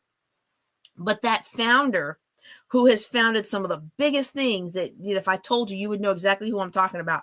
They have come up with a new course software, and it's unlimited courses, unlimited communities. And right now it is at a lifetime buy. So instead of paying $500 a month for it, you can pay $500 for life. And I'm waiting for my code to get it down to $297 for you. Okay. I'm waiting for that. And so I'm very excited about that. And, you know, that'll take a lot of load off of people, because that's one thing that will be able to work itself. It will be something that it'll help you with this value ladder. But if you don't have $297 right now, I don't want you spending $297 that you don't have. I want you to get out and earn that money and then come back and earn that money and get the free stuff and come back. What do they say in real estate? The deal of the century comes around once a week. the good deal's always going to come back. See, the high pressure sales tactic. Oh no, there's only one left. And if you don't get it now, you're going to be out forever. You know what? If you don't get it with this gal, somebody else has got it. It'll come back around. If it's for you, it's for you. And if it's not for you, then it's not for you. And if you can't afford it, it's not for you. Ooh, somebody needed to hear that. Somebody about to spend some money on some stuff that they don't have to spend, and they're going to justify it by saying, oh, I'm going to spend this money and I'm going to make 3 times that tomorrow and it's going to be okay. You don't know that. Don't spend your family's food money. Don't spend your emergency savings. I understand you care about your business. I understand you want to grow. And this next tool just seems like it's what you need to do. But I promise you, if you abide by sound financial principles, it'll be more of a blessing than a cursing. The Bible says the curse causeless does not come. That means any curse that comes into our life, there's a reason behind it, whether we caused it or somebody else caused it, or it's for the glory of God, how we get pulled out of it and vindicated through it. But there's always a cause. There's always a reason. And quite frankly, as entrepreneurs, usually the reason is us. Oh, the reason is us. And we don't like it. So if you don't have the money, don't buy the tools. But you do have to have some efficient processes. And the reason I put efficient in here is because we don't know what we don't know until it comes to bite us.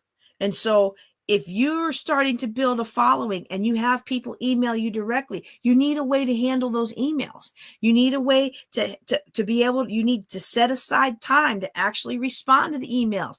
I know I'm guilty. Some of y'all have emailed me 2 or 3 times like, hey, did you get my email that I've sent you 4 times now? Hey, did you get this invoice? Hey, did you get this contract? Hey, you're speaking on our stage. We need track. Trying to pay you all this money. Like, I really do. It's not a royal we here. When I point my fingers, I got 3 more pointing right back at me when it comes to processes. And every step of your business, you're going to find that you're going to have to refine your processes. So what you want to do is get in the habit of understanding that processes are needed now so that you don't have so much of an aversion to changing processes, updating processes, or being more efficient with processes later. So the first process you really want to have is you want to have a process to manage this relationship. And that doesn't have to be spending $2,000 on some kind of customer relationship software. When you're just starting out, it could be as simple as using your Gmail account. I know. Google does not like marketing emails, but relationship is not built through marketing. You hear what I'm saying? Relationship is not built through marketing. You can take your Google email and send a weekly update at how you're doing and what impact you're having in the world, or inspiring stories or something like that. And you can build up enough relationship, set out a class, maybe a sales, maybe you email everybody once a week. And then in the 7th or 8th week, you offer a class.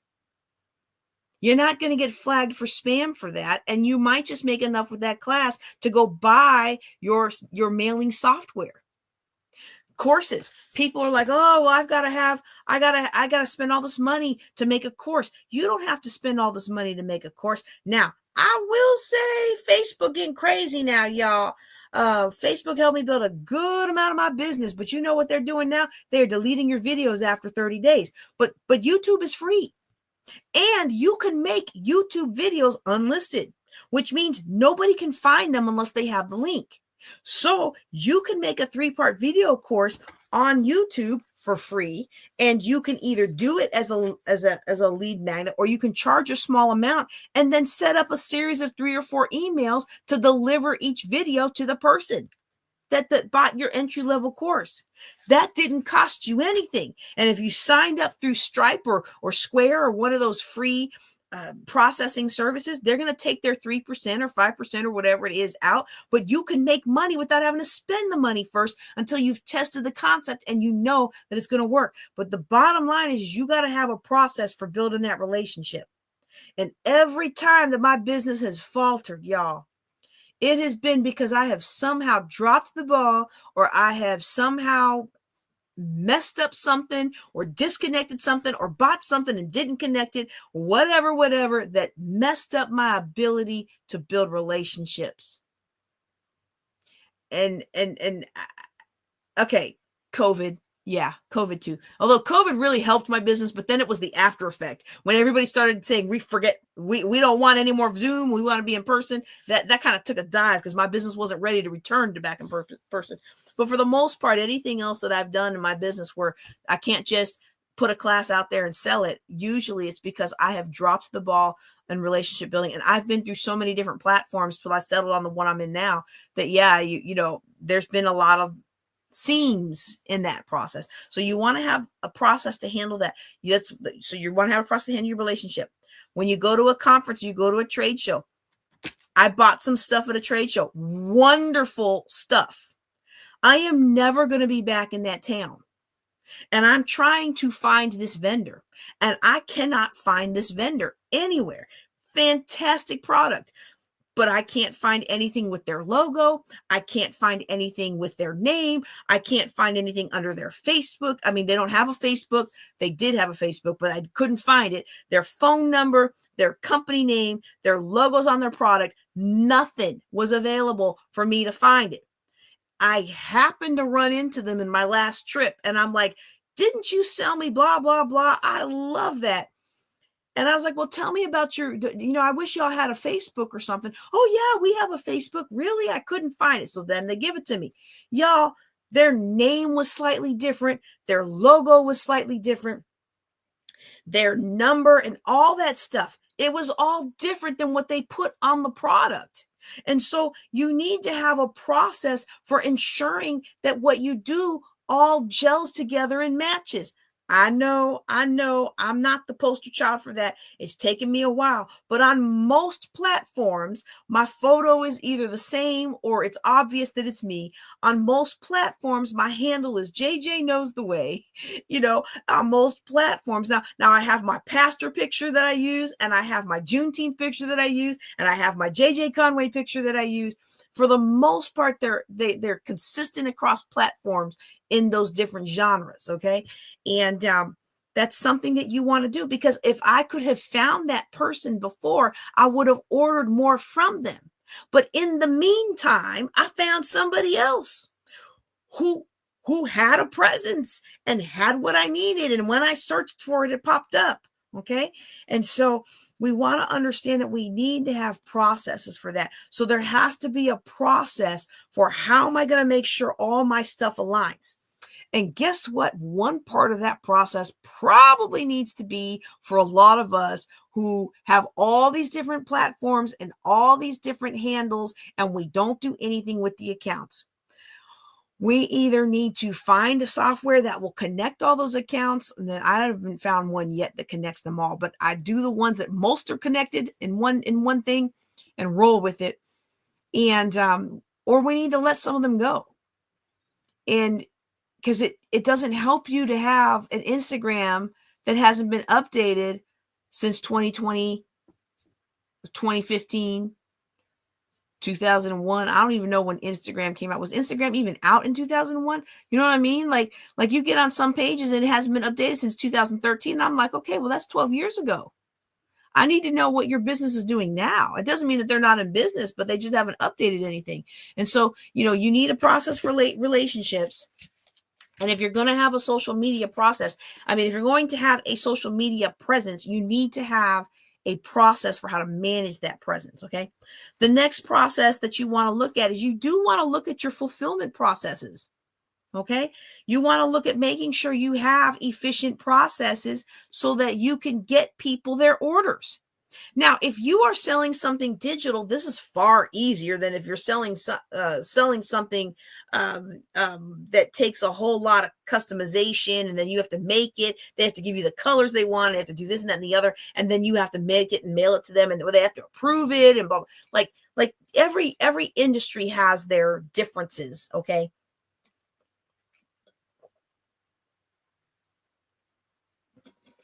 Every industry has their differences, but you have to make sure you've got a good fulfillment process.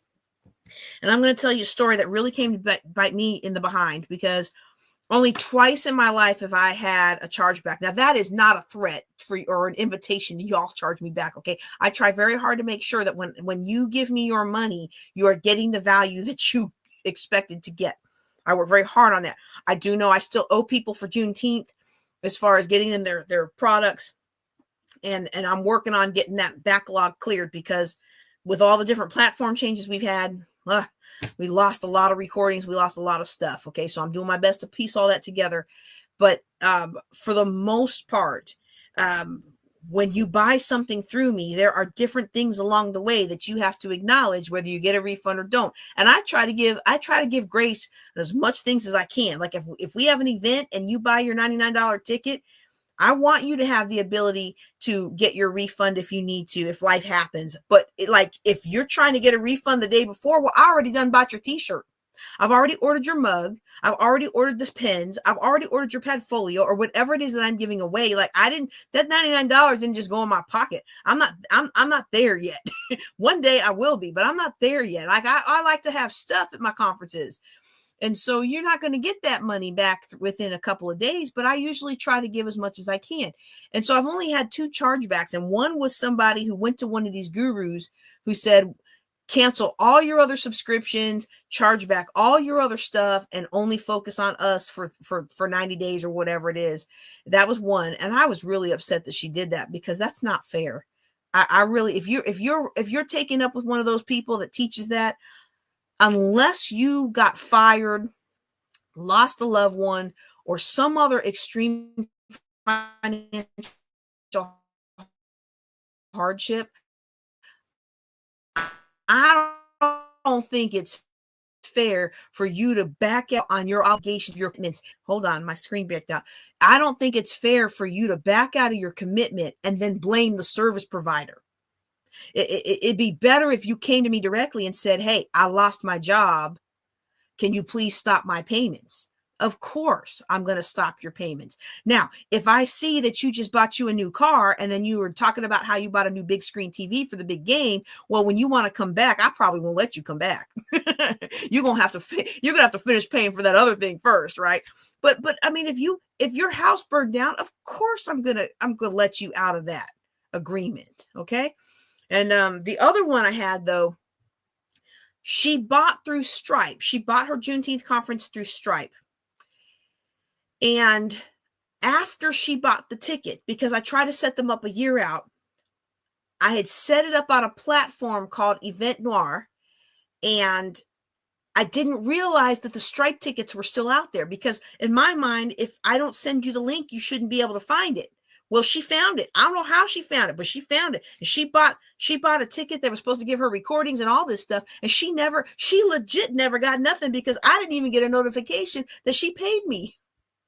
And you're like, well, how did you miss $100? Well, I was doing a conference. I mean, we're talking, we're talking $20,000 to $30,000 to $50,000 flowing back and forth between the venue and the event planners and all that stuff. I mean, I'm not trying to say $100 is not a big deal, but in that kind of context, $100 is kind of in the ebb and flow of things, And so I didn't notice until she did the chargeback. But the reason I didn't know that she paid me is I didn't have a good process for keeping track of that. I was flying by the seat of my pants trying to get this conference done. And because I was going off of emotion and some caffeine instead of solid processes, I caused trouble for my business down the line. And so you want to make sure that you have some efficient processes. You want to have efficient processes for how you manage your relationship with your clients. You want to have efficient processes for your order fulfillment. You want to make sure that you have efficient processes for all the different things that we have talked about tonight. Okay. And so now those are my 3 keys. Those are my 3 keys that you need in order to build a business that you can work from home for 2 hours or less. Okay. If you can narrow down your ikigai, What is it that is the intersection of what you love to do, what the world needs, what you can be paid for, and what you're good at? If you can make sure you've got easy profit pathways, so not only how do you get their money, but how do you walk them up the value ladder? And if you can make sure you implement some efficient processes and get in the habit of always challenging the efficiency of what you're doing as your business grows, you can run your full-time business for only 2 hours a day. Now, I hope that has sounded really good to you. I hope that you are interested in joining us. Now, here's the cool thing. All right. I'm going into my system right now. I'm looking at my messages, and I see all these folks who have already jumped in. And guess what? Because you took action, you are free. It says down here the first 3 are free. I'm basically going to cut it off as of this moment. Everybody who already said they were going to jump in, you are not going to have to pay for this class. Now, you will notice that this class is a very, very low price. So why do you think I'm making this class a very, very low price? Who wants to put in the chat, why am I making this a very low price when my time is worth a lot more than $9? Why do you think I'm making this price super low? Drop it in the chat. Drop it in the chat. Yes, thank you so much for being on today. Oh my goodness, it always makes my heart sing when people will come on and they're participating in the class. And thank you for letting me use your business as a test case. I hope you get some clients from it. Somebody said one of my favorite cartoons, and I forget what motivated the conversation, but somebody said something about exposures, and one of my favorite cartoons is, yeah, but I can't pay rent with exposures. Okay. Yes. So this is $9 is not quite a lead magnet. Okay. It's like a lead magnet. Okay. My one-on-one coaching is $2.99 an hour for one-on-one coaching, right? I am charging this for $9 because I am creating an entry level. I am creating an entry level door. This is an entry level gate. I want more people to be exposed to my work, but I do not want a whole bunch of people in there who are just coming in for the fishes and loaves. I want people who are actually serious. And you say, well, $9 isn't a whole lot of money, but it's better than zero. And it's amazing. So this is something that you may not know, that some of you may not know today. There's a huge difference with even just paying $1. There's a huge energetic difference that happens when you are exchanging your valuable, what they call consideration. Your valuable money is going into the hands of somebody else in exchange for a service. It is different energetically than if you come to the class for free. But those of you that already took action, because you took action, I know that you are the kind of people that I want in the class. So you're getting in the class for free, okay? As my gift to you for taking fast action. Because, normally when we have these conferences, or not conferences, normally when we have these classes, I teach a wonderful webinar and then I show you all the value. I mean, this workshop that we're going to do is probably about a $1,500 value of hands-on time that I'm going to spend with you on your business and the worksheets and things that I'm going to give you to walk through it. Okay. And then we have if you take action fast, you get something from me. If you pay in full, you get something from me. Well, at $9, you better pay in full. We don't have a payment plan on the $9. And if you need a payment plan on the $9, I ain't mad at you. I'm not being judgy. I'm just saying, this is not the thing for you right now. You have to take the things that I already talked about and implement those first and test the market and make your first $9.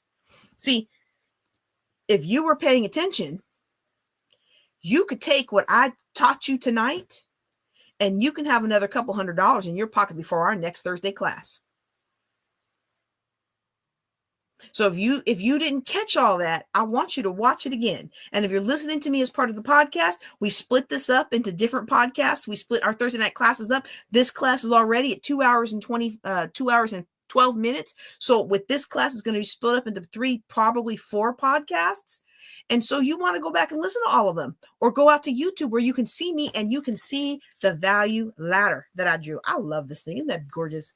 All right, take your screenshots. Here, I'll put it up here. Y'all take your screenshots. Let's see. There you go. Let me smile for the camera. Okay, anyway. I want an entry. I want an entry barrier. I would rather have, this is just me. This is just JJ Conway, okay?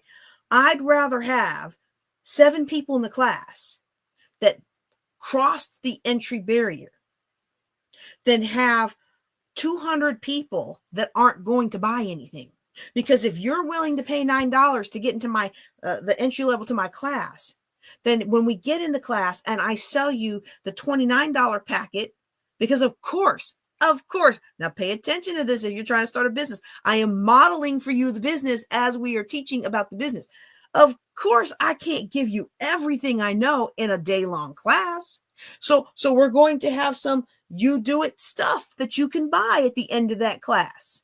And if you buy that stuff, you can take those worksheets and you can do them yourselves, and they're going to increase your profit and increase your effectiveness. But you know what else I'm going to have?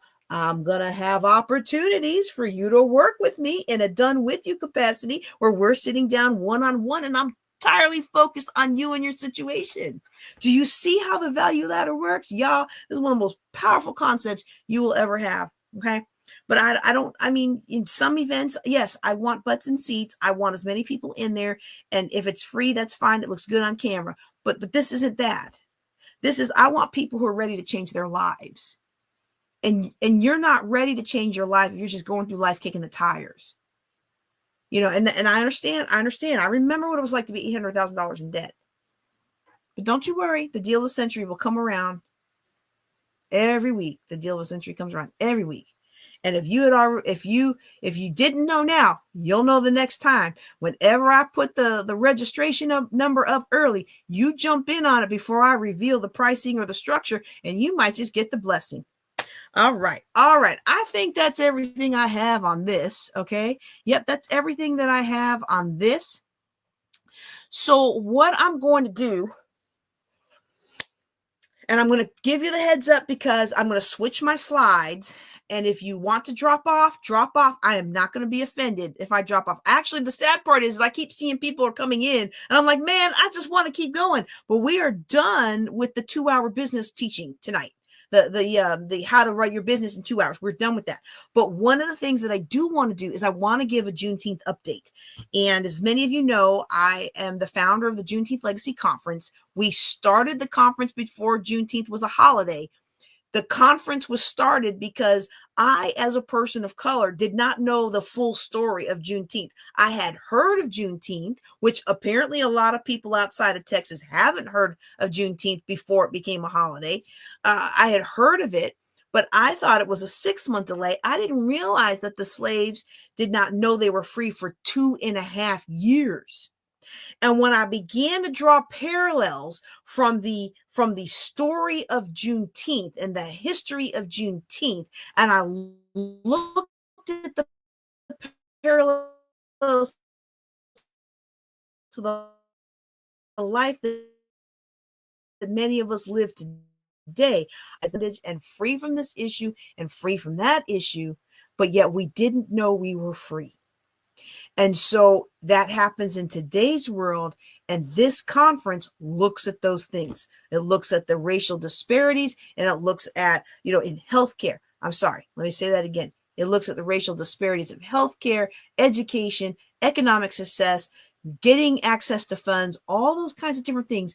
And more than just event session, which most conferences on these topics are, more than just event session, we look at what to actually do about it. How do we create an action plan to get you where you want to be? And I'm telling you right now, I'm going to tell you what I'm selling, and you're not going to see it written in public, but what I'm going to be selling is how to build a Trump-proof business. That is what I'm going to be selling at Juneteenth Legacy this year. How to build a Trump-proof future-proof business. How to build a business that no matter what's going on in the economy will always allow you to succeed. There are certain businesses that always stand the test of time. And even if that business or that company has to shift, there is a way to future-proof your business, your life, and your family so that you can weather whatever storms the world puts out. See, nobody is going to take care of us like we take care of us. And so it's up to us to take care of ourselves. It's up to us to be connected with ourselves. And it's up to us to educate each other and assist each other and lift up each other. That's what Juneteenth Legacy Conference is all about. So now, if you'll give me a second, I'm going to reset my slides.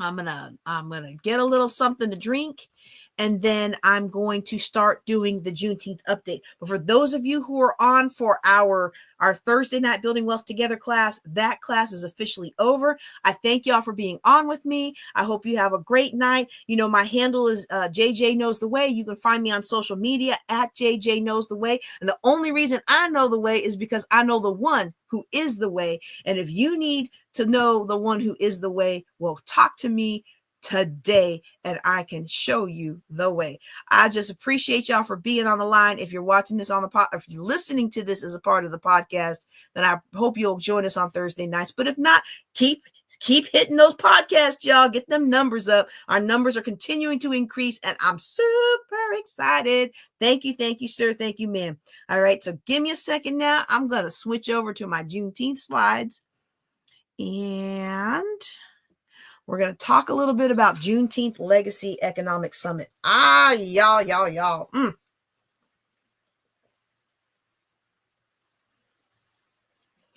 All right. I have not had a chance to update my slides with our latest speaker that will be participating. You see the Black Business School, Dr. Boyce Watkins will be making another appearance. We're not sure if it's going to be a virtual appearance or in person. He's considering coming in person, so I'm super excited about that. All right. But if you are, how do I want to say this? Yes, ma'am. Yes, ma'am. Yes, ma'am. Future-proof your business, your life, and your family. Woo. So now I explained why we started this conference.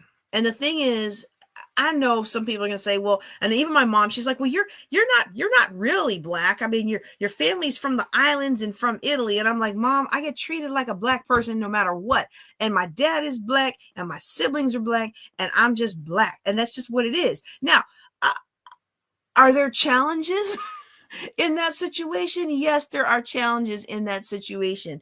And that's one of the things that I think, and I'm just going to give grace. I think that's one of the things that my mom was trying to avoid was me being put in that black box, literally black box, right? But the reality is, it doesn't matter if your family is from the islands or your family is from this place or your family's from that place. If you look representative of a person of color in this country, it is going to be harder for you to get where you want to go. Even cultures that consider themselves white. So, for example, we have a fair amount of Hispanic people here in Stephenville, Texas. A lot of people whose families lived this land before this land was actually Texas, back when this land used to be part of Mexico. All right. So I'm not going to argue with them speaking Spanish. All right. That's a whole other discussion. I probably didn't need to go there, but I did. Okay. Even those ladies, when I have talked to some of those ladies who've started businesses, they have the same problem starting businesses that Black people have. Trouble having access to funds. The rents are 3 times higher. The requirements are more exhaustive. Everything is harder. When you start to have success, people want to come put you in your place. Like, these are all experiences that they are having because of the color of their skin and the race, not the race because they're considered white, but the color of their skin and the gender that they're in, and all those things are having the same effect on them that for some of us just waking up Black has for us. And if you are on my channel today and you're like, she's making everything about race, then this discussion isn't for you. Now, this discussion isn't only for Black people. This discussion is for Black people and people who want to understand the situation. because the situation is very real. And before you argue with me, you are not going to argue with me on this, because I don't have a lot of traditional Black appearance when I was younger. I do have more now, but I didn't have the traditional Black appearance. A lot of times people thought I was from India, or people thought I was Hispanic. And so I heard what you said when you didn't know I was Black. You will never get me to agree that we don't have a systemic racism problem in this country. You won't ever get me to agree that we don't have a systemic racism problem in our military. You will never get me to agree that we do not have a systemic racism problem in our schools. You will never get me to agree that we don't have a systemic racism problem in our hospitals and other medical care facilities, because I have seen it firsthand. I have seen how you have acted around me when you didn't know I was Black, and I have seen how you acted around me when you thought I was Black, or when somebody who is more clearly Black walked in the room. Don't play with me on this. I am not in the mood. That's why I have this conference. And if you don't like it, you can just get on your way. Okay? So now, let's talk about the conference. I'm so excited about this conference, y'all, because I had no idea. Y'all, I had no idea. When we picked Fort Worth for this year, I had no idea that we were going to be aligned with so much history. Okay?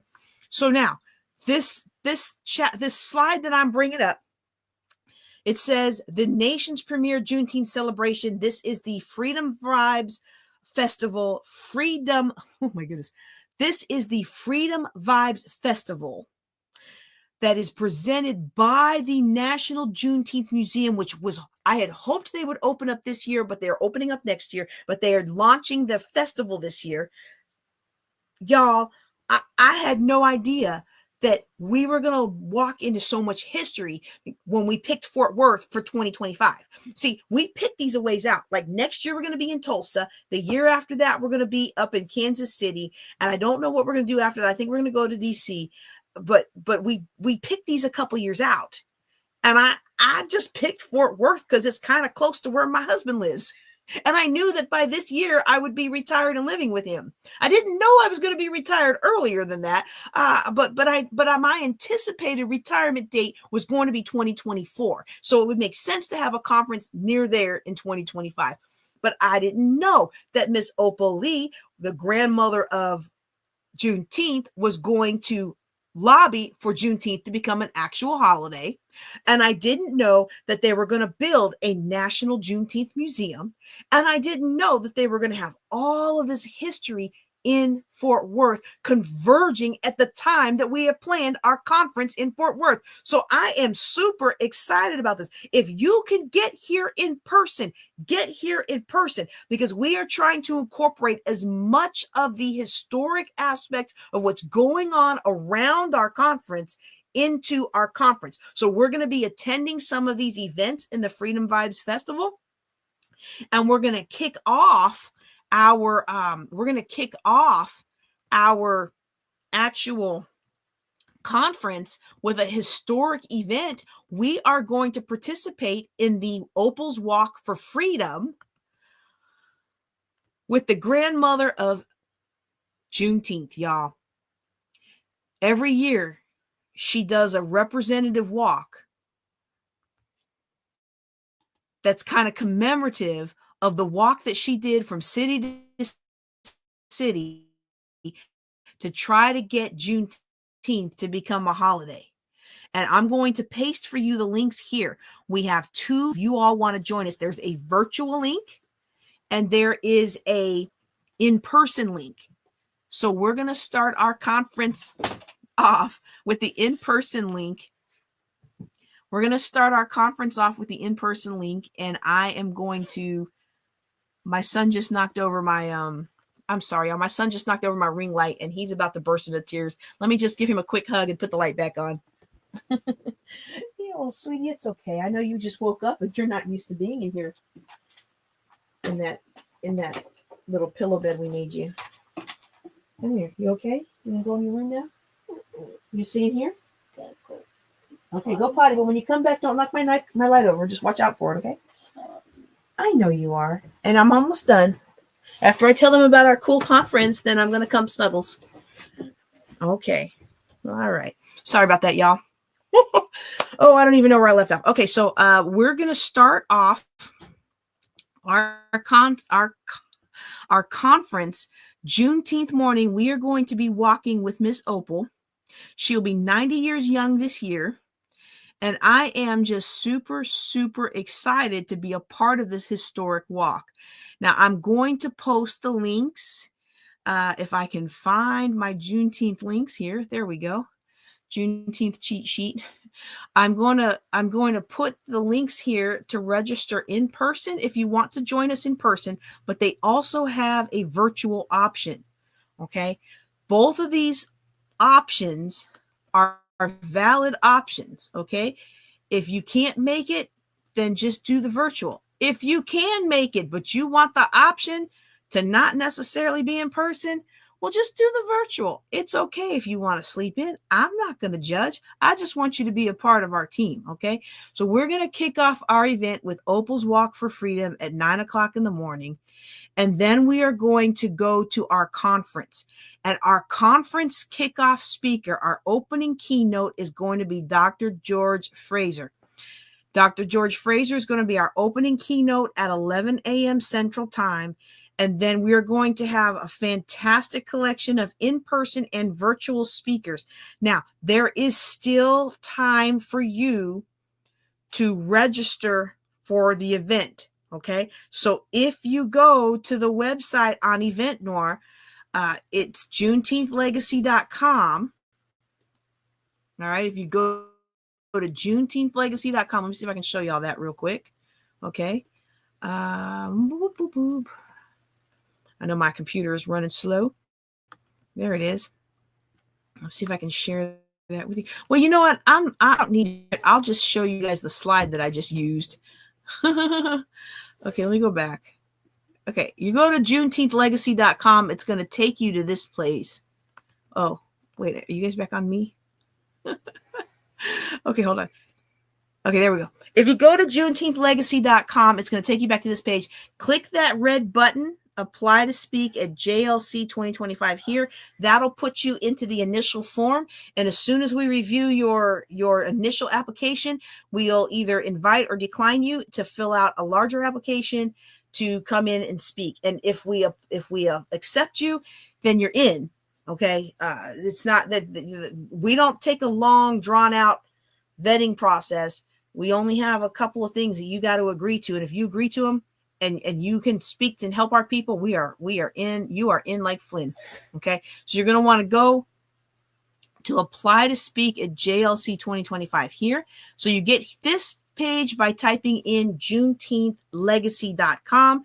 You're going to come down and do apply to speak at JLC 2025 here. That's going to take you to a short form. It's going to ask you your name, your email, your speaking expertise, and things like that. It's a very short form. And then once vetted, we will send you a jot form to give us your headshot and all that kind of stuff. We still have room for in-person and virtual speakers, but I will say I'm leaning towards more in the room speakers. So if I have a lot of speakers who are trying to be virtual, they may be displaced by how many I have who want to be in person. We have a fabulous Black-owned venue that we're going to be doing in person. And then we also have a fabulous Black-owned hotel that we are using for our reception and our Black Veterans Brunch, okay? So we really want to focus on the in-person experience for this conference.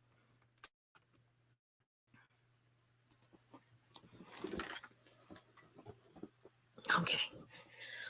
All right, so let's see. I talked about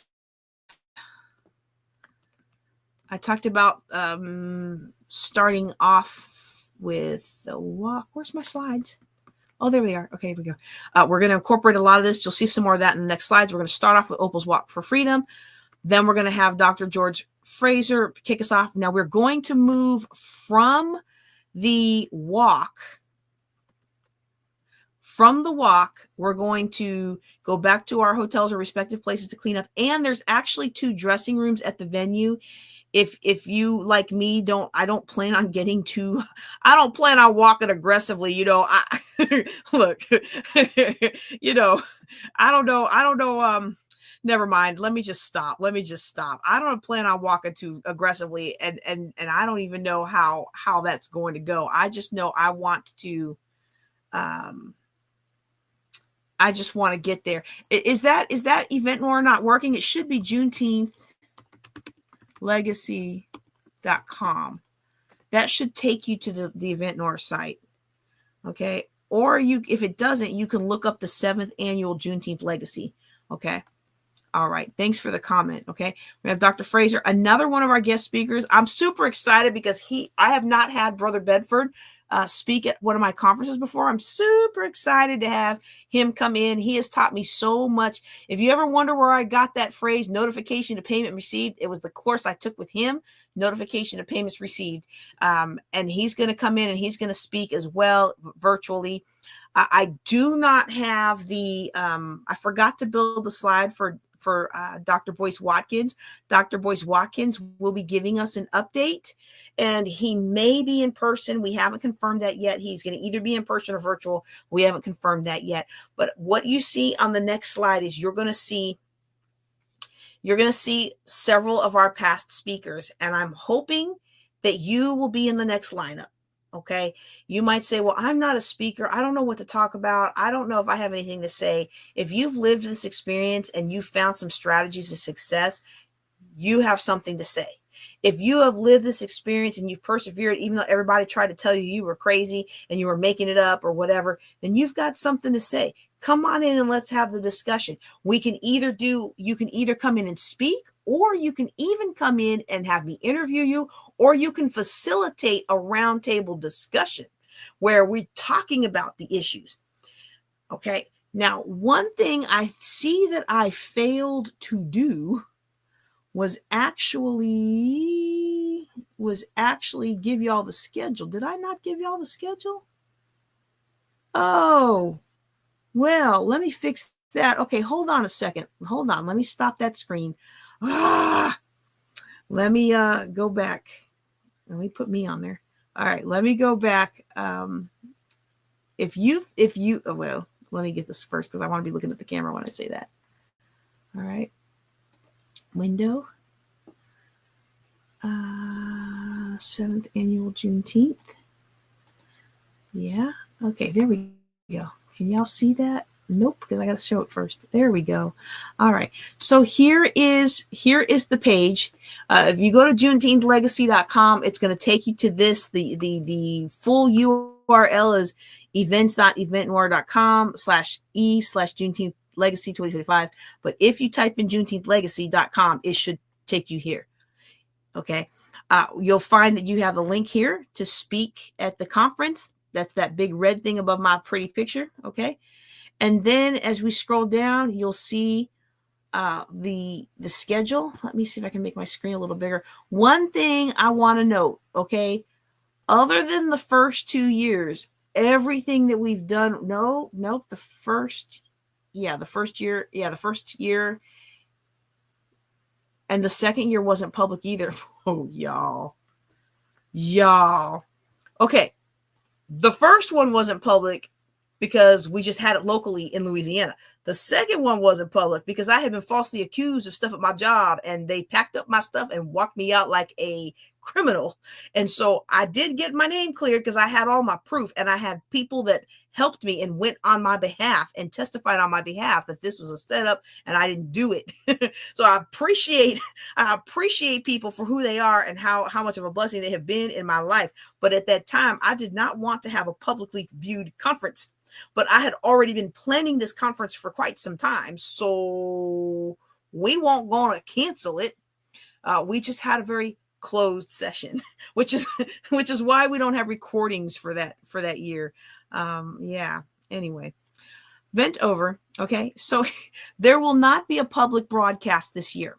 The reason I need you to know that is because in most of our years, either Juneteenth or the other conferences, most of our years, we have had a public broadcast. You either spoke in the conference or you spoke as part of the public broadcast, or both. Some years, all we had was a public broadcast.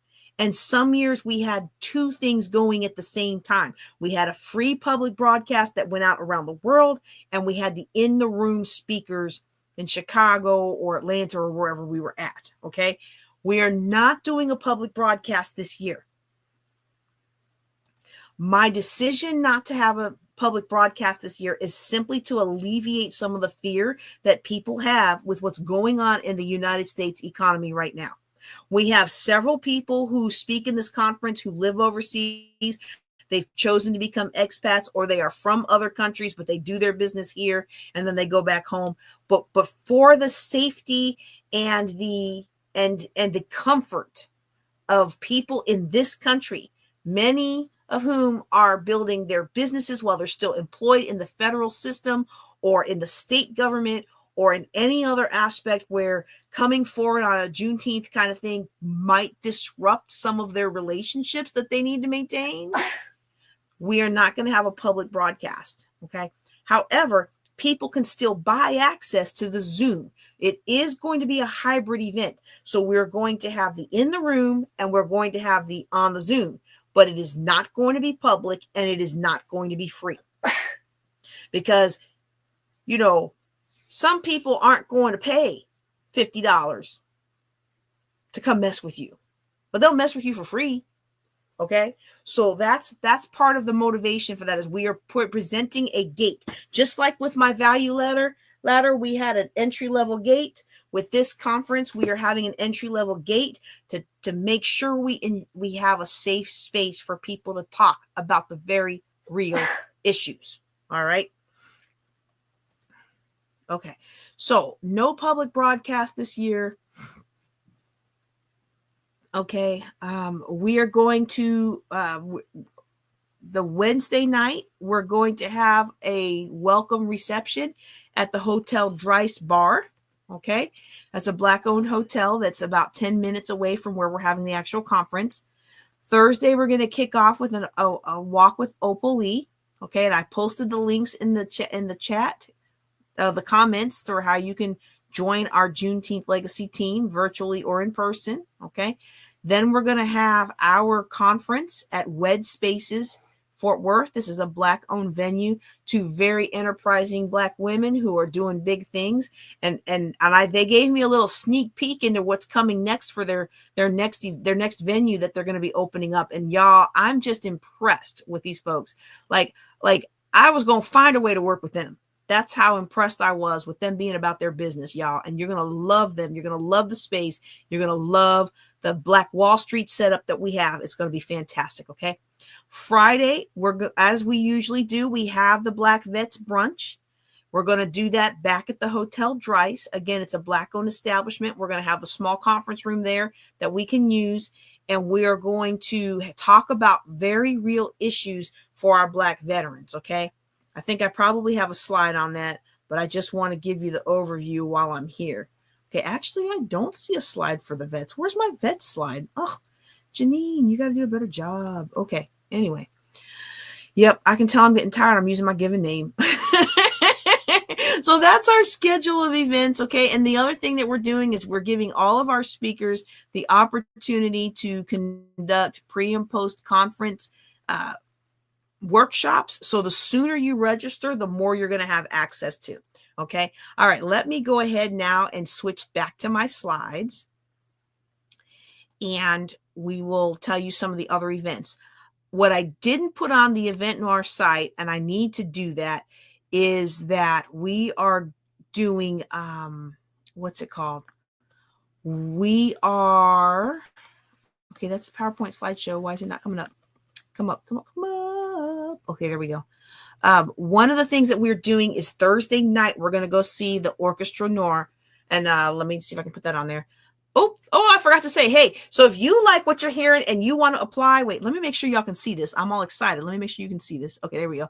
If you like what you're hearing and you want to speak at the conference, this is the button you pick to do so. I hope that you'll be a part of it. Okay. This is the schedule for the Freedom Vibes Festival. Okay. The Freedom Vibes Festival is being hosted by the National Juneteenth Museum, which I think they had intended to open this year, but there's been, a few little issues with the economy and government funding and stuff. So they're going to be opening up next year. I am not intimately involved with that. If you are, and I'm mischaracterizing it, please do come and let me know. But that's my understanding from an outside third party looking in. But why I'm showing you this today is because Thursday, we will be going to this concert, Orchestra Noir. They are from Atlanta, okay, and they will come in and they're going to be doing some performances for us. Not for us in my conference. They're part of the Freedom Vibes conference, but you know what? That conference is for the nation. So I guess we can all take a little bit of ownership. I'm being silly now, y'all. I know I am tired, but we're going to go see them Thursday night. All right. And then we're going to have the Black Veterans Brunch. Should have been the next slide. It's not here. I don't know why it's not here. Sorry about that. But we'll get that on the next update. The Black Veterans Brunch is really important and precious to me because a lot of Black veterans have been denied and continue to be denied the benefits that they have worked so hard for and that they are entitled to.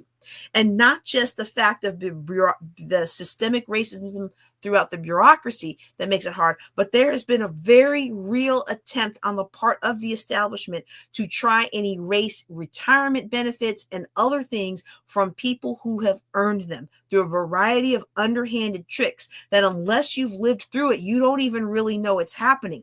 And one of the biggest problems is that because so many people in the military who suffer these indignities then turn around and get a government job, they don't feel comfortable to speak out against it because they're not going to bite the hand that feeds them. But yet when I went through that false accusation and I reached out for help and I couldn't believe this is happening to me, every single person of color, my rank or up that I talked to was like, how did you not know this happens? It happens to all of us. I'm like, well, we don't talk about it. And so then I tried to put together a way for us to talk about it as part of the Juneteenth conference, which we are talking about stuff. But you know what I found out?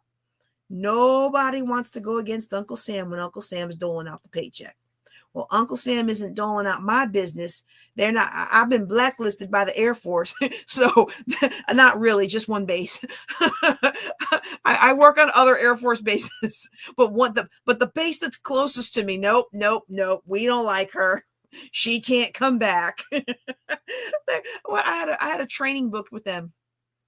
And they wanted the training. It was a John Maxwell training. I had the exclusive license to give that training for that region. And when they found out it was me, they're like, no, you need to cancel it or you need to bring in somebody else. And I said, well, I'm the only one in a 5-hour swath that's licensed to bring this. So you either bring me or you don't.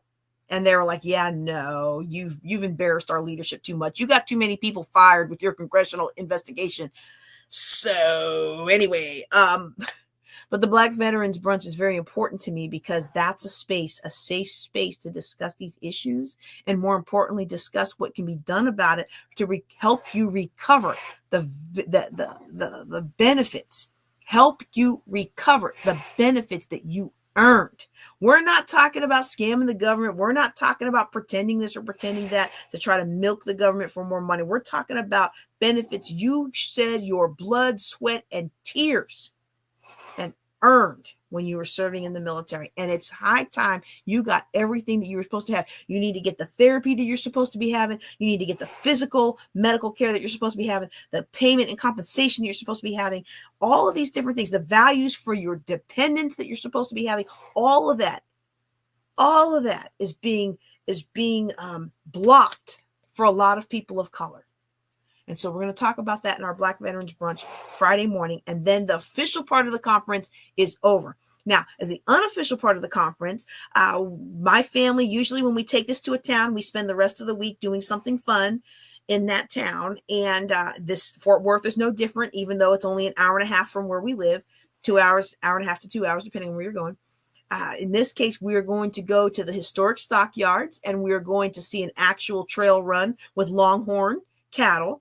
And then we are going to go to a rodeo that night, unless there is something else more cowboy-ish or more black-ish that pops up. Okay. Y'all know I don't do a whole lot of secular music. I don't do really any secular music. So I'm not going to see the OJs. I mean, no shade to them. It's just not my scene. Okay. I need to be able to preach Sunday morning. Okay. And June is our time of consecration. So, you know, the most I'll do is the orchestra. You know, we might go to the block party to get some food Saturday before we head back, right? We probably gospel extravaganza of the Freedom Vibes Conference, but that's okay. It's all right. You do what you would like to do. Okay. This is a representation of what the National Juneteenth Museum is going to look like when it's finished, which I'm very excited about. I was hoping it would open up for today. I mean, for this month, for next month, but life happens. So we'll just have to come back. We'll just have to come back for the grand opening. Okay. So there is this. And I think that's everything that I have for you regarding the conference overview itself. This is going to be a fantastic conference. If you can get here in person, get here in person. If you can be virtual, be virtual. If you have a product you want to sell, come in and be a part of our Black Wall Street. The setup of this venue is really neat. You're going to love where you're going to be seated, and you're going to love where you're going to have your vending space. It's so quaint. And you know what I love? I love that it's owned by people that look like me. I love that it's owned by women who look like me. And by now, everybody who has a problem with that is no longer watching. But just in case you are, you don't know what difference that makes until you don't have it anymore. You want to argue with me about racism? How about you go live in Hawaii for a little bit, and you'll find out what it's like to have racism towards white people. In fact, I wish we could send all of our officers, all of our Air Force officers, I wish they could do a tour in a place like Hawaii or somewhere else where it's like very few pockets in the world where they're discriminated against as white people, because then you'll understand what it's like for everybody else. And so for me, it's very meaningful. And I hope that you will help me in supporting these small businesses. Okay. Now, that's the overview of the conference. There's a couple things that I need to tell people who are participating in the conference, because I'm sorry, y'all. I'm sorry. Between the wayward college student and all the health issues and all the family drama and all the whatevers, I have not done a good job of keeping people informed of what we need to do. Okay. So if you are a speaker, I'm going to get that portal out to you this week. You will have the portal. It's got all the deadlines for when you send in your stuff, when you send in your speakers, your talk, if you're doing a virtual pre-recorded, if you're writing in the anthology, it's got all of that. Okay. And I really want to talk to you about all of that today, but I am running out of steam. So I'm just going to summarize some of the ways that you participate and the deadlines that I need. Everybody who buys a speaker and author package can either speak or contribute a chapter into the Voices of Legacy anthology, or both. Okay. Both. You can do one or the other or both. Whatever you want to write, you write and send it in to me by May the 15th. I know that's a short turnaround because today's the May the 1st. I keep feeling like it's April the 1st, but it's May. Oh my goodness, y'all, it's May. All right. If you want to speak, you have three options. You can speak in person, live in Fort Worth. You can speak live virtually through Zoom. You can speak with a pre-recorded talk or an interview where I interview you. You can do something like that, and you can do that pre-recorded. You can get that done anytime you want, but I need the recording by 1 June. Okay. I need the recording by 1 June if you're giving me a recording. If you sponsor the events, I talked about it in another presentation. So if you're interested, go back and look. I need to hang that out on the website so that people can look. But if you sponsor, there's certain levels you sponsor at that you can put stuff in the swag bags. Every sponsorship gets a certain number of free tickets.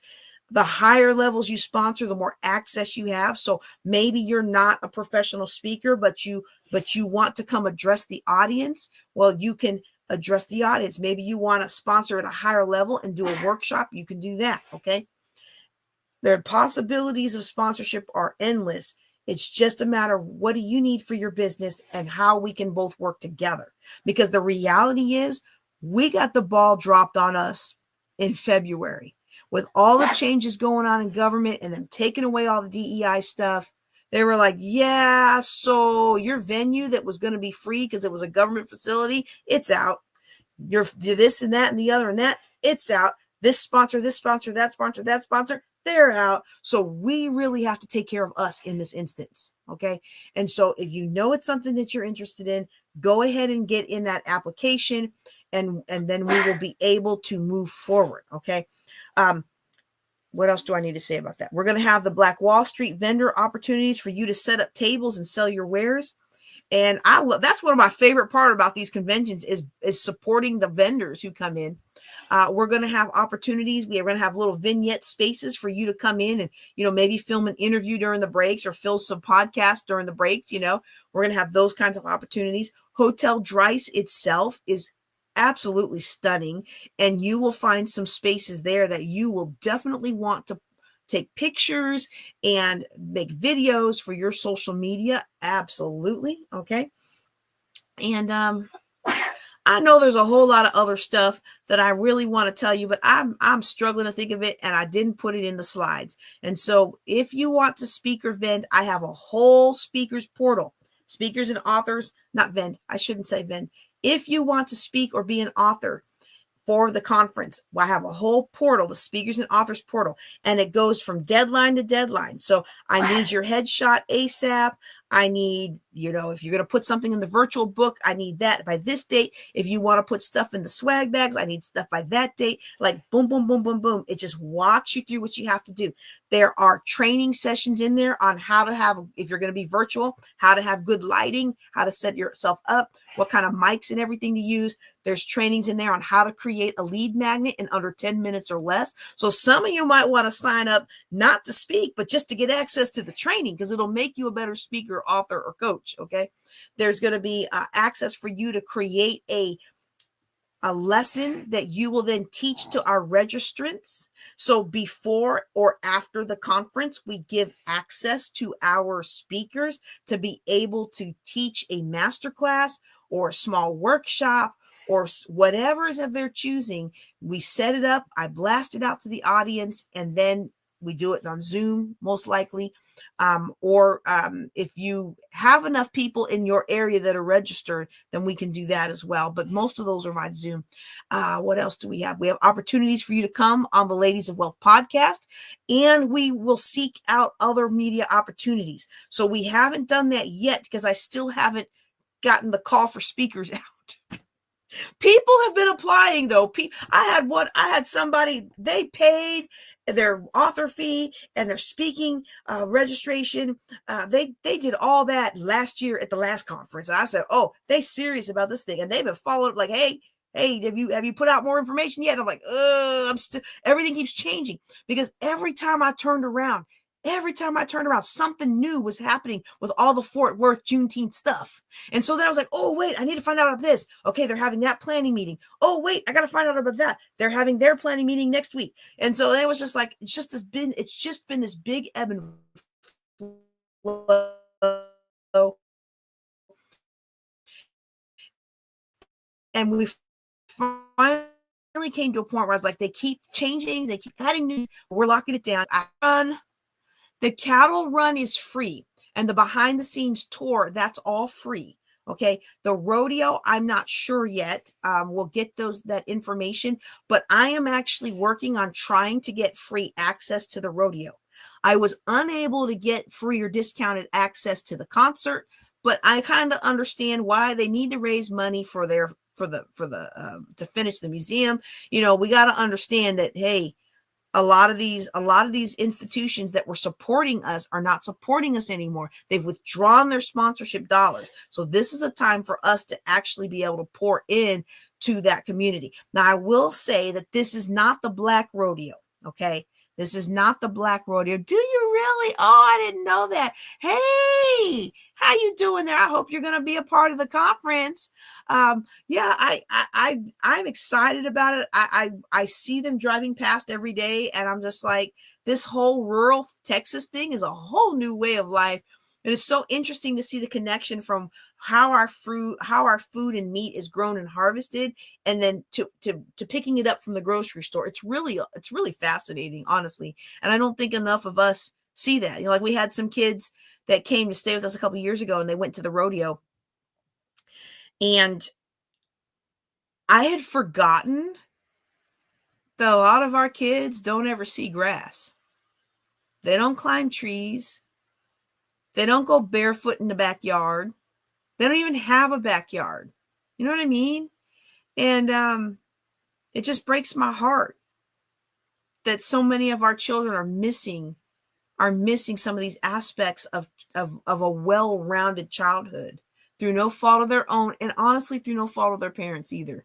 And so that's a whole nother discussion we can have. But I did a video on that earlier today if y'all want to check it out, for as long as Facebook leaves it up anyway.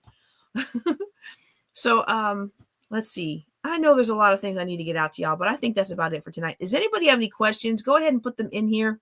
Again, the cattle is free. The behind the scenes tour for that is free. And when I structure the activities, I try to accommodate my family. In years past, we have had a consecration fast in June. And so we would fast from Sunday to Wednesday evening. So that's part of why Juneteenth Legacy always started that Wednesday evening. It would start that Wednesday evening with a dinner. And then that Thursday, which just happens this year, Juneteenth is on that Thursday. But then that Thursday we would have the conference, and then that Friday and Saturday my family would sightsee, and then Sunday we would go home. So wherever we traveled for the conference. And so I had to come up with some different activities this year because we've changed the format of our fasting. And so I'll be fasting till 4. So any of y'all that came in our previous conferences and you saw me joking about my Tupperware, I'm not joking this year. We paid for that food. Y'all fill up my Tupperware so I can eat it later. All right, y'all. I think that's everything. If you are already registered for the conference, and we already have people paid and registered for the conference, the early bird tickets are only $29 right now, whether you're in person or virtual. And if you buy an in-person ticket, you already get a virtual ticket, okay? Because if you go walk with Opal Lee and then you're kind of late getting cleaned up because you like walked, or you had so much fun connecting to so many. I mean, when you see the people that are coming to this thing, you're going to be amazed at how many historical figures come to this thing, right? Maybe you decide to take a little bit longer time freshening up, but you don't want to miss Dr. Fraser. So we are going to give everybody who registers in person, you're also going to get the virtual link, okay? So if you think you might come in person at all, go ahead and just get the in-person and don't get the virtual and then try to upgrade later. There may not be a room for you later. We can always take you off the in-person role and put you in virtual. Okay. Now I'm not mailing you your stuff for free. If you decide the night before that you were out too late partying and you decide you're not going to come, well, you got to come pick up your stuff, or you can, give us some shipping and we'll mail it to you because we don't have a lot of margin. We're keeping the costs down because people are worried about their jobs, right? But yeah, go ahead and get your in-person ticket so that way you've got it locked down. What else? I don't know. Yeah, I can't express through the screen how excited I am. I'm telling you, I had no idea how much history was going to converge. And there's something about, I was advised by some of my mentors to just make it online again. And I was like, I don't want to make it online because we had a good momentum going. And then last year, the Legacy Center in Atlanta went bankrupt. They foreclosed on it. We couldn't have our conference there. And I was like, we lost so much momentum. And then I was like, okay, Lord, if this is you, I'm just going to go ahead and take it online. But everything in my spirit was like, no, you have to be here. You have to go through this. Go ahead and find another venue since you lost the government-backed one. You lost the government backing. Find another venue.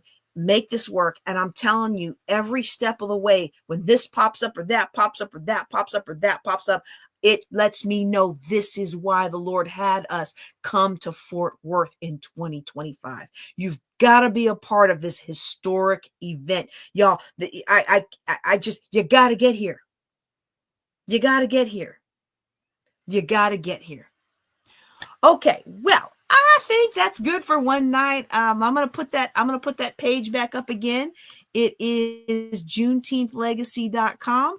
And when you go to JuneteenthLegacy.com, okay, JuneteenthLegacy.com.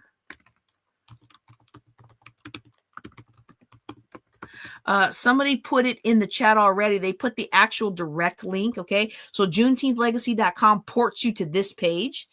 Eventually it will actually be its own page, but we had it its own page and then I just took it down so we could, because things kept changing and I didn't want to have out of date information. And so I didn't want to look.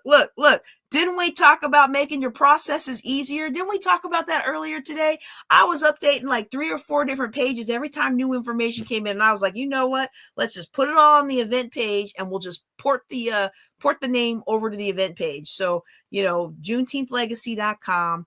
You go out to JuneteenthLegacy.com and you'll be able to apply as a speaker as well as get your tickets. Now, let me show you the tickets real quick. You know what? I'm not going to do that. You can click them. But I'm going to go ahead and go now if there's no other questions. I appreciate y'all for being online with us tonight. This has been so much fun. Thank you for those of you who let me look at your businesses. Thank you for that. Those of you who participated in the chat, thank you for that. I hope I see all y'all. And Dennis, I don't know if you're still on here, but you said you wrote that book of poetry. I'm gonna put it out there. I need you to be either a virtual or an in-person vendor so we can sell your book of poetry at the conference. All right. We take if you do virtual vending, we have 2 ways for you to do that. Now, in-person vending, you buy your table, you set your stuff up, you sell your stuff, you keep your money. But virtual vending, if you don't already have a pathway to vend your stuff, so like maybe you've written an ebook, but you don't have a way to sell it, or maybe you've got some documents that's kind of an ebook. maybe you've got a video course, but you don't have a platform yet. We have a platform. All you have to do is work with us to create the platform, and we can do it for you in one of 2 ways. We can do it for you where you pay a flat fee and you keep all your proceeds. We send you all your proceeds for however long that course or that music or those files or whatever it is on our platform. Or if you don't have the upfront vendor fee, what we can do is a split, where you create the course in our platform, and then we take that platform and sell your course. So let's say you've got an ebook. Dennis, are you still on? He's probably gone because I know they're an hour ahead of us. And we're going on 3 hours. It is 1 a.m. Oh, y'all on Eastern time. I'm so impressed with y'all. Y'all just made my night. You just made my night. Well, you know what? Never mind. I was about to say something I shouldn't say in public because I'm sure my husband's listening to me. So I want to make sure people know that he can make my night too. But okay, this is going downhill fast. But y'all made my night. I didn't realize how late it was. Okay, look, real quick. Let me explain this to you. Okay, you have an ebook. Okay, you done wrote a book. Okay, this is an in-person book, but you wrote an ebook. We can show you how to put it in Kindle, and we can show you do all this. No. You can take the class on how to put it in Kindle. Okay, you can buy the class on how to put it in Kindle. But what you can do is you can take your ebook, and if you don't know how to do any of that, you send me your ebook. I create you an ebook class in the Juneteenth Legacy Academy. And then in the academy, when someone buys your ebook, you have 1 of 2 ways we can do it. You either pay the vendor fee to me, flat fee, and you keep all the proceeds. Or if you don't have the flat fee, you give me your book, I post it, and then when it sells, I take a cut. And the cut is very reasonable in my sense because I have to pay for the platform and I have to pay the processing fees, and all that has to come out of my pocket to sell your book. But I don't mind that. When it's helping you get a leg up. See, I'm not just here to sell classes and sell coaching and run conferences and make people's money and take their money and put it in my pocket. See, I like to do that. Don't get me wrong. I like your money. I like when you buy something with me because I use it to do good in the community. Okay. And I can't do the good that I do in the community without money. And if the Lord doesn't put the money in my hand, then I'm relying on other people to put the money in my hand. Okay. So I'm never going to say, I don't want your money. I will take your money. Not a problem with that. However, the more is that are pathways for you to succeed when nobody else would create a pathway for you.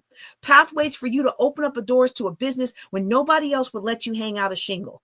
Pathways for you to sell your ebook when you didn't have an audience to sell to and you're still trying to grow. Pathways for you to sell your first course. Pathways for you to sell your first course on a reputable site that isn't fly by night and people don't have to worry that their credit card's going to get spammed when they buy something with you. I can't open up every door for you. But the doors that I can open, I'm going to open them up for you. And that's why you need to be a part of this conference.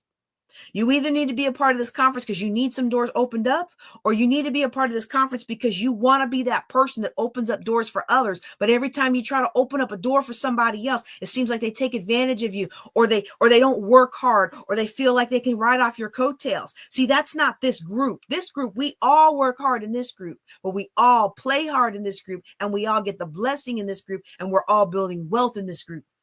Woo, y'all, I'm fired up. All right. But it is 12:45 and I better cut it off and let everybody get to bed and let my family get to bed. Y'all, thank you so much for being on with me tonight. You don't know how much good it does my heart. Y'all take care. Take care tonight. Take care and be blessed. And don't forget to go out to JuneteenthLegacy.com.